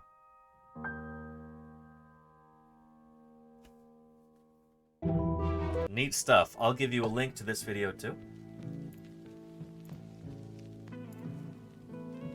Very, very cool.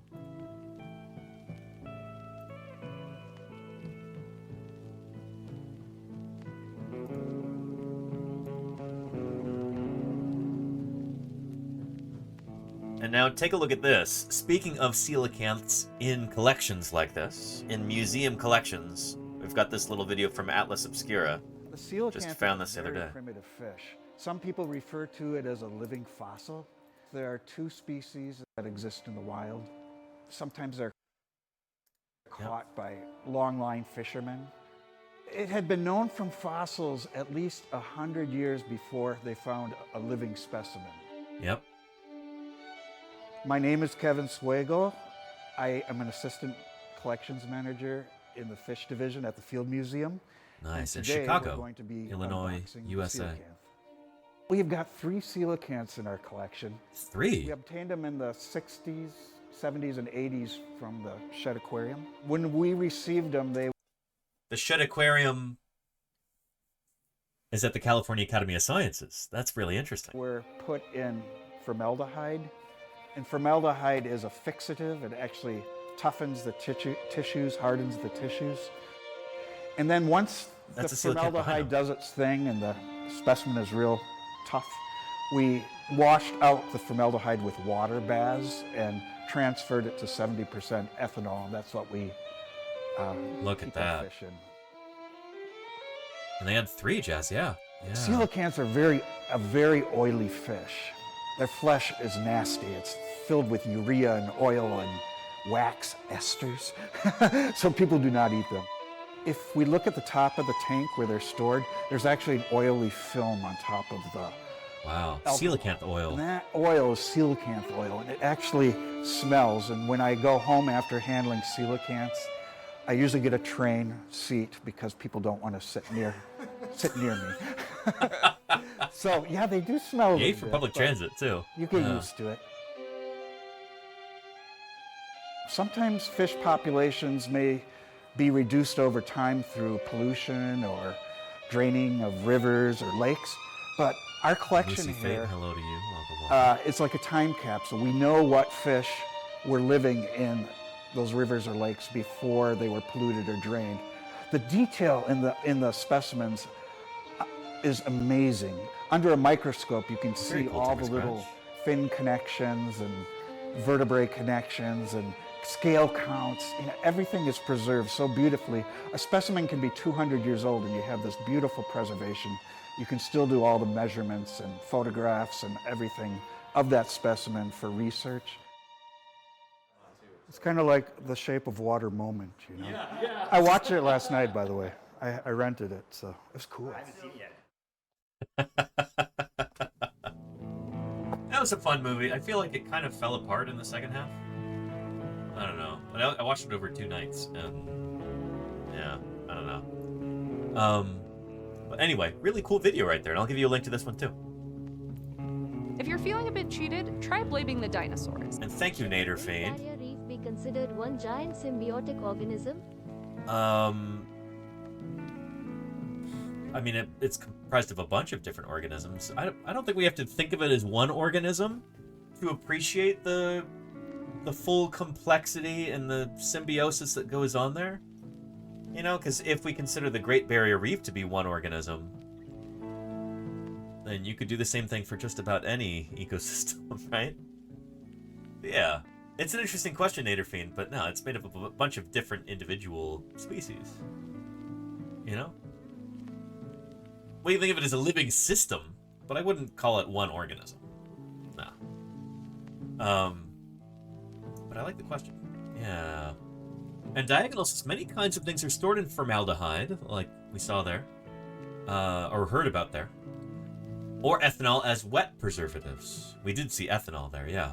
Some fruits and algae are stored this way, too, for museum collections. There are benefits for preserving structure, but loss of color with preservation. There you go, Diagonal. Yeah, absolutely. Yeah. Yeah. Good stuff. And yeah, activated complex. Isn't it, is it aspen? Is it aspen trees? Diagonal would know. Whether it's, they're all clones of one another and they might even be linked underground or something. But yeah, yeah.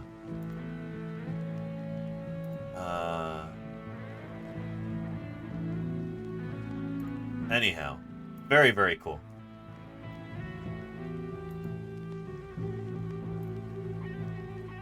Now we've got another PBS Nova documentary here. I've got a clip from it to kind of remind us why we're celebrating today. Why have a coelacanth stream on December 22nd? Well, shoot, turns out that's a very special day. Check it out.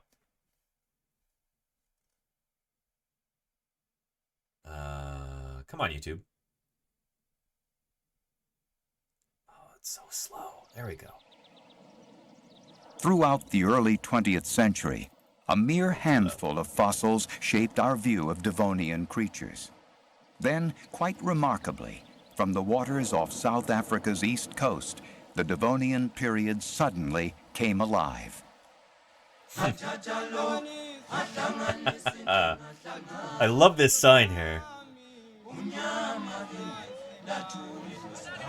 Just before Christmas 1938, Marjorie Courtney Latimer, the curator of a small museum in East London, South Africa, was called down to the docks to examine a most unusual catch. There she is. 22nd of December 1938 was a wonderful day. I came onto this most beautiful fish. It was just on 5 foot. It was silver and gold and green and blue and had white kind of flecks on it. And to my horror, it had these limb-like fins. Limb-like fins. And I thought to myself, what on earth can this be? I've never seen a fish like this. She Somehow instantly I was going to preserve it. She instantly recognized that it was going to be important. She didn't know what it was. But something about this, she's like, that's special. And as a museum curator, she wasn't just the curator of this museum. She was like maybe the only full-time employee at the museum, I think. So she was curator, she was docent, she was secretary, she was custodian, I think. She did basically everything in this little museum. And so she had to wear a lot of hats and had to be an expert in a lot of things. She was the right woman for the job. Holy cow. And this proves it. The fact that she recognized this as something really important. As I said earlier, and as we saw in the previous documentary, Marjorie Courtney Latimer had made friends with a bunch of the sea captains in this area, like, you know, fishermen, and they would bring her fishes for the museum collections. Like, let's support our local museum. Let's bring these for Marjorie. And they did. And so she gets a call from Hendrik Goosen, who is the captain of a trawler, that he had another batch of interesting specimens to look at. And it was right before Christmas, and she wasn't quite sure if she wanted to go look, but she said, you know, I better do it anyway. And that's when she comes face to face with the coelacanth. Somehow, whatever happened, I had to save it. That was the intuition that I had. Yeah. It must be saved by at all costs. And we were talking about who would play her in a Hollywood movie. Marjorie Courtney Latimer right here. Here is a portrait of her. Right about age 30. It was when she was 30 years old that she found the coelacanth, that she saved it. And Lena says Carey Mulligan. That's who should play Marjorie Courtney Latimer if they were to make a movie about this. Which, how is there not a movie about this yet? Holy cow. Let's take a look. I don't know who this is, but let's look her up. Carey Mulligan. Yeah, she could play her, I guess. I don't know. Could she do a South African accent? You think she could pull off her quirkiness, Lenina? Okay. Yeah. Could see that. Yeah. I trust you, Lenina.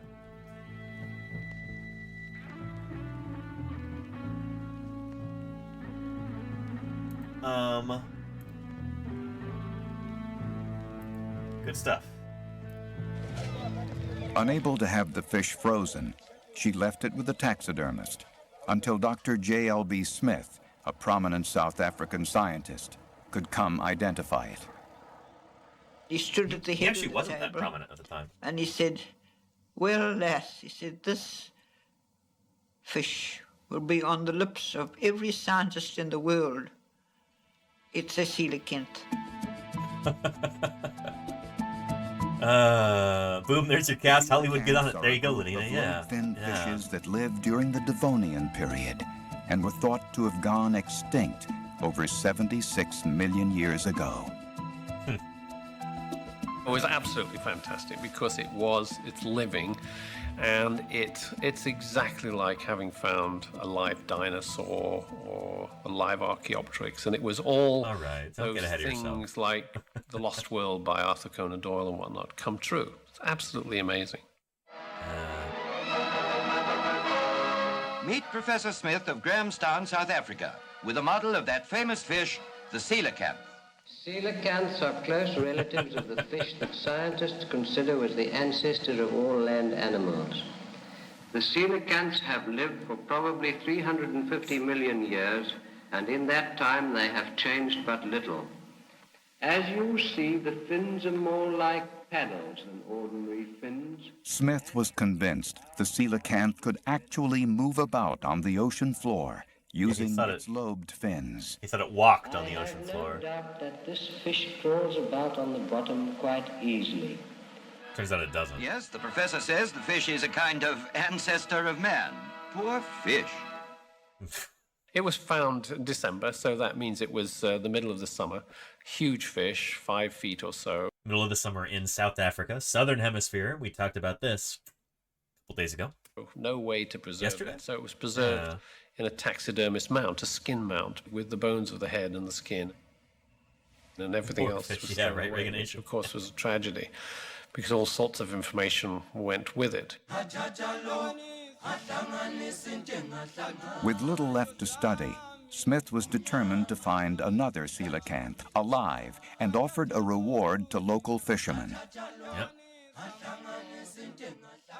It took 13 years, but finally, a coelacanth was found off the Comoros Islands near Madagascar. And again, what time of the year did the telegram come in that a second coelacanth had been found? When J.L.B. Smith got that telegram, what time of year do you think it was at, chat?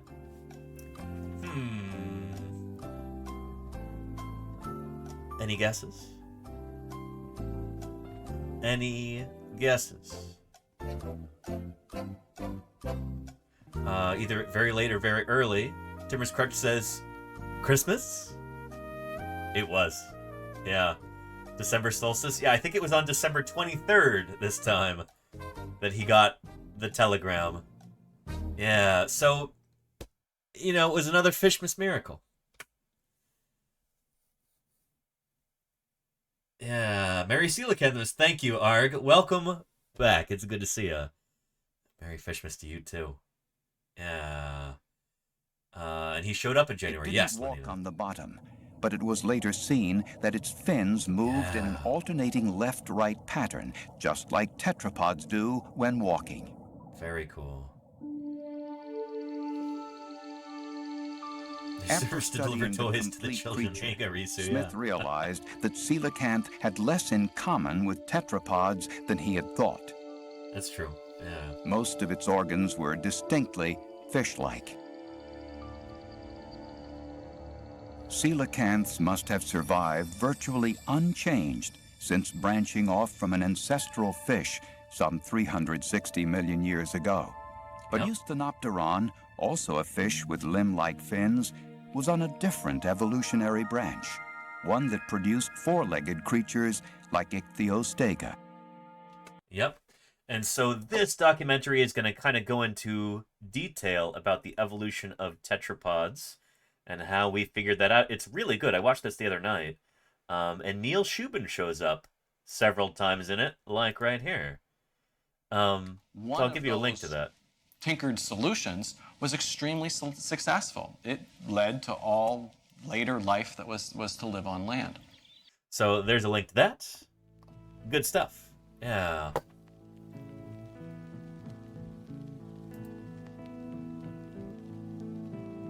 And actually, let's have Neil Shubin explain Sarcopterygians for us real quick here from this same documentary. This is a different part from a little bit early before they start talking about coelacanths. Like this modern-day lungfish, the ancient lobe fins had lungs as well as gills, and the unique structure in their fins that looked like a precursor to arms and legs. So this is the group of fishes that coelacanths belong to, and we do. Ray finfish and lobe finfish. Now, and there's a coelacanth behind him right there. Yeah. Ray finfish are very common, as represented by this common sole here, this creature's dinner. And in fact, most of what we have for dinner are the ray fin fish. The reason why we call them ray fin fish is because their fins are composed of a very special sort of bone. You can see them here. These are the rods. These are the rays that make up most of the surface area of the fin. Yep. The type of bone that makes up these rays is not present in our limbs. Now, it's a different kind of bone. This monster here, for different better material. or for worse, is one of the fish that's most closely related to us. For better, excuse me, that's a coelacanth. Show some respect, Neil Shubin. It's a lobe fin fish. And the reason why we call it a lobe fin fish is because its fin is composed mostly of this thing here, which you can see is this fleshy lobe. Now, from an evolutionary perspective, this lobe is very important because many of the bones that make up our limbs actually first evolved within this lobe. Yep. Yeah. Lobe-fin fishes were common during a time in Earth's history called the Devonian period, 150 million years before the age of dinosaurs began. Tetrapod fossils were plentiful in rock layers younger than the Devonian, but older rock layers yielded no tetrapods at all, only more primitive creatures, like sponges, worms, and some fish. So the water-to-land transition must have occurred during the Devonian period, between about 410 and 360 million years ago. What's really cool is this documentary is from, what, the 90s? And it features Neil Shubin, talks about the kind of missing link. At the time it was, some of these links were more missing than they are today. Yeah, I don't know when this came out, but it's got to be in the late 90s or earliest 2000s, I would guess.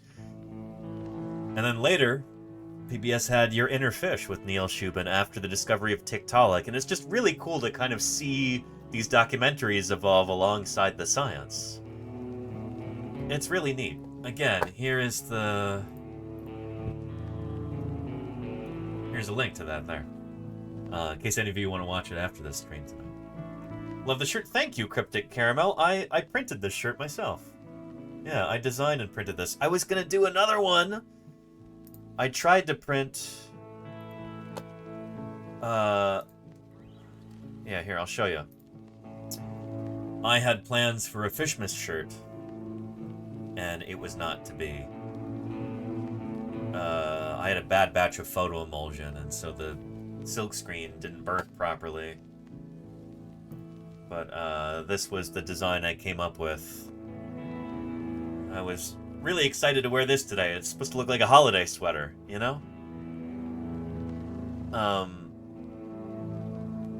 Yeah. But, so instead I just went with this one that I already had in my closet. But yeah. Anyway, next year. I'll even maybe make some improvements to this one for next year. But yeah. Yeah. Anyway.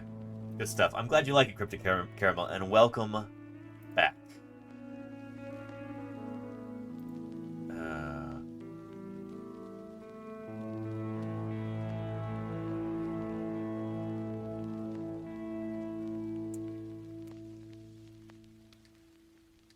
Now, it's probably about time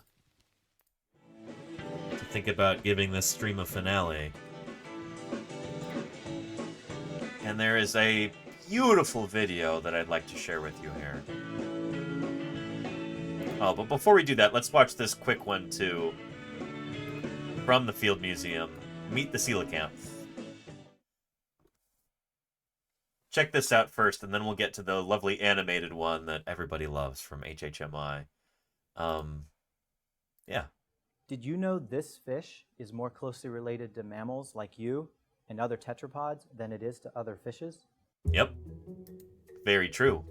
Coelacanths are incredibly important in the study of evolution. They were previously known only from fossils and thought to have gone extinct over 65 million years ago. In the 1930s, Marjorie Courtney Latimer found one in a local fisherman's catch in South Africa. This was a huge discovery. Coelacanths. And yep, El Mario says, what? Yes, indeed. That fish is more closely related to you and me than it is to critters like trout and stuff like that, or any other kinds of non-Sarcopterygian fish. Here. Back to our tree of life here. Lobe-finned fishes, including tetrapods. So, both the Indonesian and West Indian Ocean coelacanths are part of this group, Sarcopterygii. That includes us. Here's a primate here, a lemur. We're part of, you know, that group within tetrapods. So, yeah. Yeah. Pretty cool, right? And what's this, Lenina? Coelacantha claws? Oh. Is this your 3D printed coelacanth, Lenina? That's wonderful. Oh, I like it. Got another angle here. Lovely. Coelacantha claws. I like it. I like it. Merry Fishmas to you, Lenina. It's beautiful. Best you can do on short notes? It's great, Lenina. It's great. I appreciate the URL shortener thing that you used too, Lenina. That's good stuff. And are they related to lungfish or no? They are, Timmer's Crutch. Yeah, let me show you. So, this group right here, Sarcopterygii, that includes the coelacanths. And then you go boogie on down just a little bit, and you get to the lungfishes and tetrapods. So, lungfish, like the Australian lungfish there, Neoceratodus forsteri, is very close to the origin of tetrapods. So coelacanths are very close to us. Lungfish are just a little bit closer to us. And then you got to go out all the way to the ray-fin fish. So anyway, coelacanths, these fishes are more closely related to you and me than they are to the ray-finned fishes here, which are, you know, clownfish and barbs and bee shears and trout and salmon and halibut, tuna, everything else. Yeah. So, lobe-finned fishes, including tetrapods, also includes our lovely coelacanth. Yeah. You learn lots. Great, Wilco. I'm glad. I'm glad. Yeah. Yeah.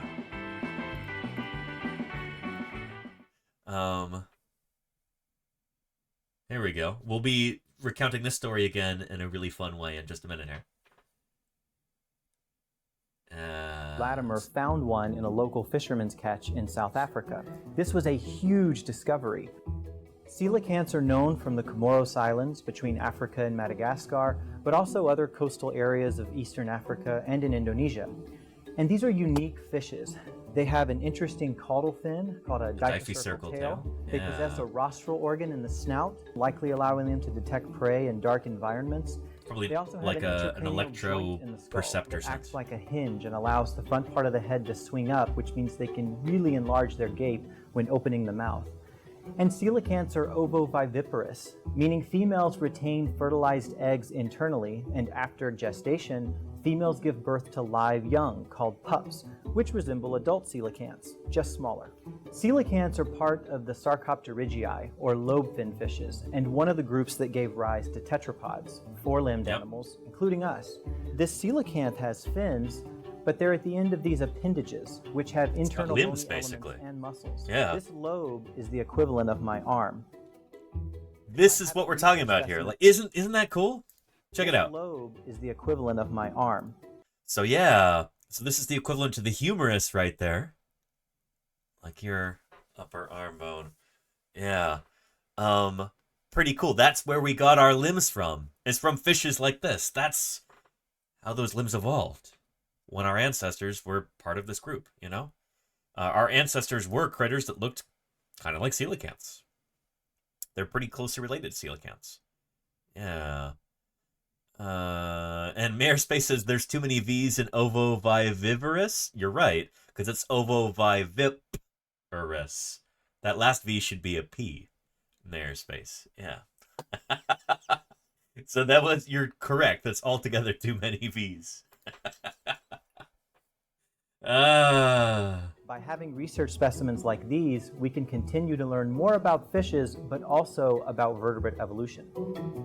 Yeah, good stuff. And now from that, one of everybody's favorite videos. I love this one. Always brings a tear to my eye.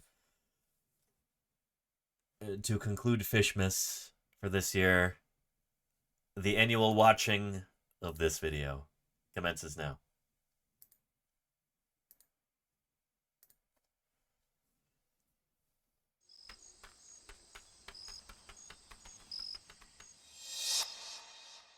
There we go.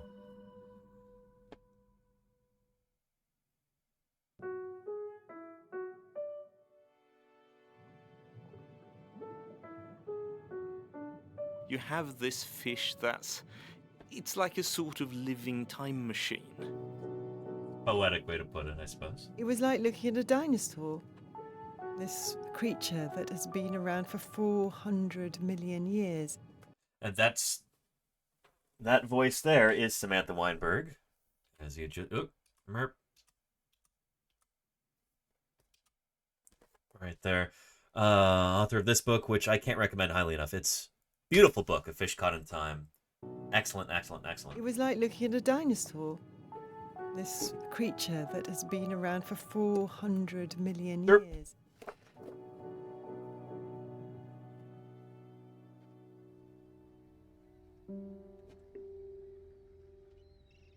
It was December the 22nd, 1938. Yep. On this very day, 85 years ago.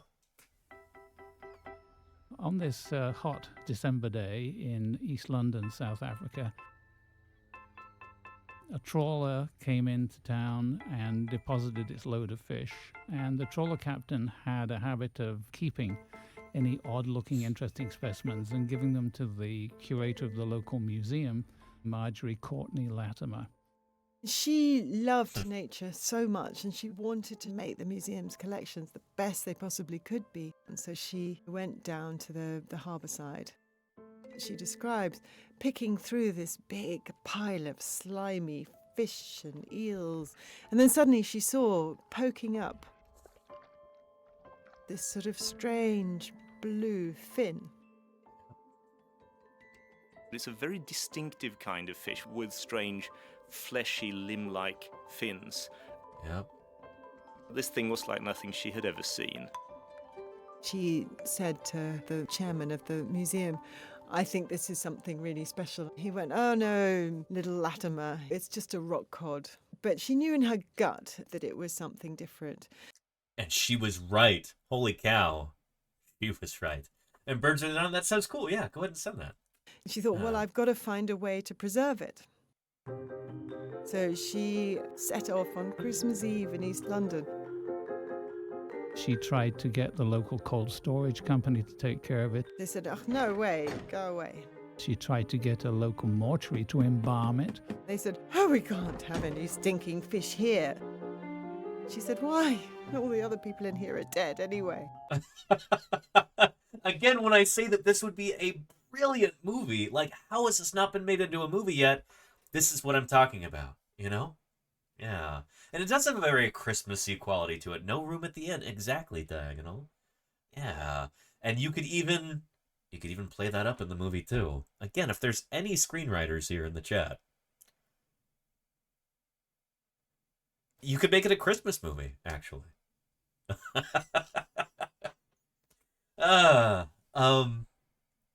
Yeah. Yeah, holy cow. It would also be a good stage play. So eventually it was given to a taxidermist. And she thought, well, I've got to find someone to identify this fish. And she immediately... Utahraptor is the most dangerous dinosaur around. We was extinct now.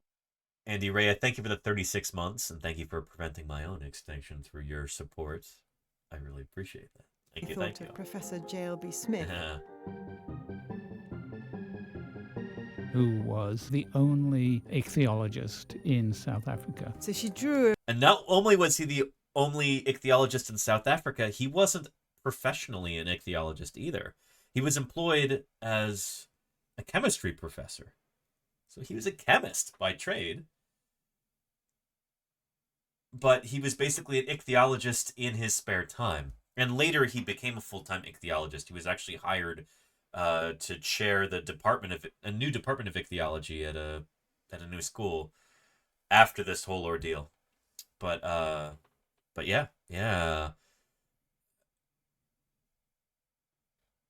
I think sometimes that part gets downplayed, that like he wasn't technically a professional ichthyologist, but he still made this incredible contribution to ichthyology, and from that he was able to go full-time with ichthyology. A rough little drawing. And oh man. So Marjorie Courtney Latimer makes this drawing and she sends it to him. And again, for those of you who weren't here earlier,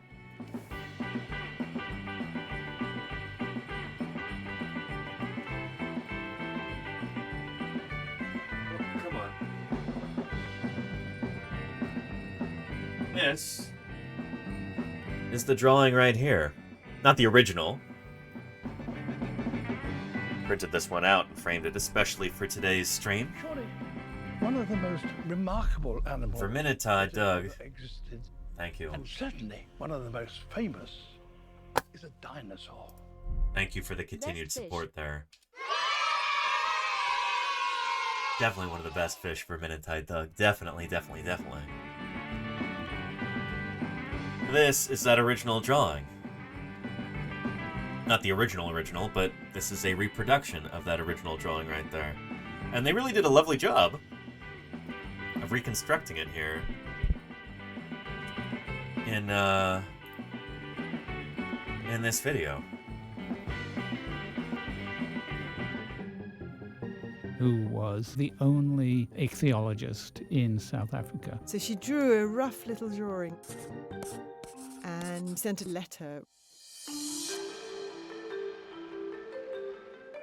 It's infuriating how long this took, you know? As soon as he saw the fish, he walked round and round it slowly. Oh, and I guess I don't talk about it there, but he didn't get the letter until January. And he wasn't able to actually make it to East London, South Africa until February to examine it. But when he did, it was a big deal. It was a big deal for him. As soon as he saw the fish, he walked round and round it slowly. He practically fainted. Said it was like bombs going off in my head, and I was seeing the shape of a fish known only from fossils. It's such a characteristic shape. It's like the outline of a Viking ship. This was the coelacanth, a fish that was thought to have become extinct 65 million years ago. It was like a dinosaur had just come into your living room.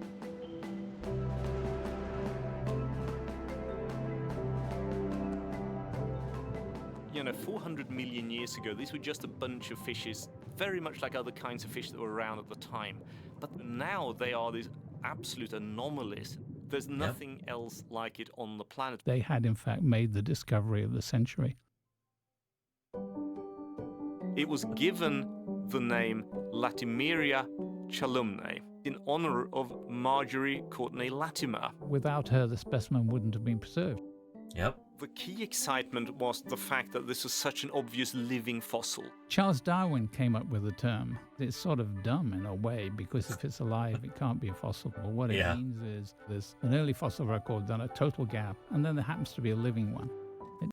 A better term for this is a Lazarus taxon. So like a group that was thought to be extinct, and then, ow. Turns out they're not extinct. Doesn't mean that hundreds and hundreds of its relatives haven't become extinct. Yeah. One of the things that I love about the coelacanth is that it's seen history past. Yeah. When the coelacanths first appeared as one lineage of lobe-finned fishes, among other similar-looking forms, well, what can you say about the world? They shared the waters with strange, armored, jawless fish with sucker-like mouths. Yep. One lineage of their close relatives started nosing around in the shallows, and then I suppose from the coelacanth's perspective just sort of disappeared out of view as they emerged up onto the land. I like to sort of think of the coelacanth saying, bye and good luck. We get into the period of the coal swamps, producing so much oxygen that it becomes possible for dragonflies the size of falcons and millipedes longer than a man.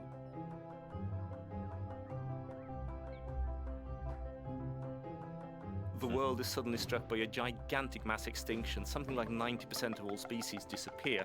Including most of the coelacanths. Sort of keep going. They're perhaps taking a bit of a knock, but there's quite a lot of them. They swim around, do their coelacanth thing.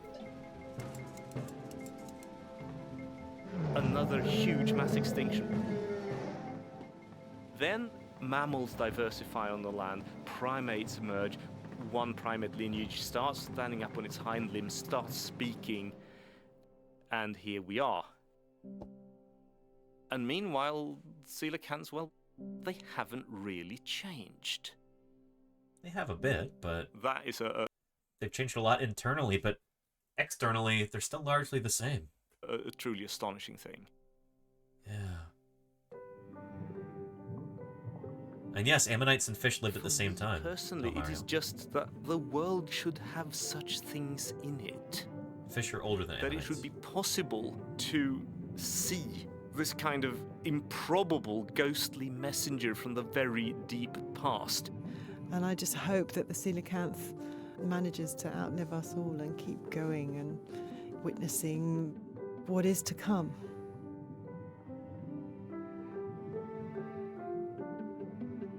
Pretty extraordinary.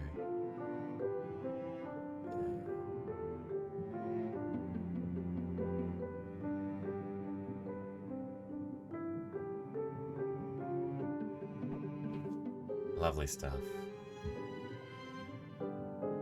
One of my favorite videos. Just the artistry and the storytelling. So thoughtful. Yeah. Really love that. Here's a link to that video.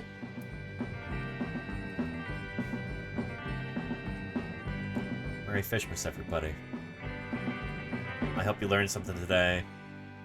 I hope you're inspired to learn more. And I hope you've got a newfound appreciation for this creature That is so close to our own ancestry. And holy cow, Victorious! 8 gift subs. Thank you very much for that, Victorious. We're at 110 out of 200. Victorious is getting serious with those 8 gift subs. Victorious, thank you so much for those 8 gift subs. I really, really appreciate that. Thank you kindly. Thank you for that support. It's excellent. It really is. And, yeah.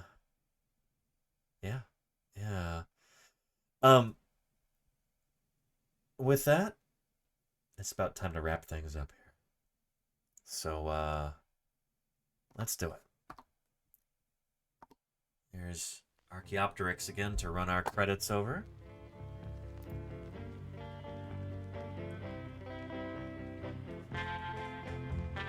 And you know what? Let's get a different song. There we go. That'll work. This is my last stream before Christmas. So I hope all of you have a wonderful holiday. And I'll be back on Monday for some more Paleontologizing. Thank you to everybody whose names are showing up in the credits. I appreciate all of you, of course. And,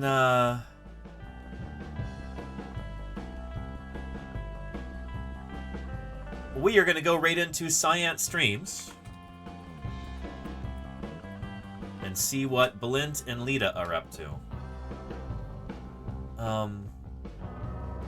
Yeah, very cool stream. Thank you. Thank you, Inkal. I appreciate you. Happy holidays to you too, Lara Gale. Whatever holidays you celebrate, I hope you enjoy them. I hope they are safe and happy and memorable in a good way. And, I hope you're excited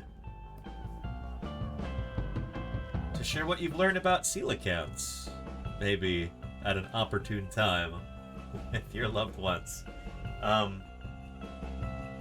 Thanks for letting me share my enthusiasm for coelacanths with all of you. Now we are going to go share some love with Science Streams. With Science News of the Week. Fish brains, new species, bonobos, venoms, fruit fly hunger, ants olfaction, and more. That sounds fascinating. I will see you there, everybody. Happy holidays. Take care of yourselves. I'll see you on Monday.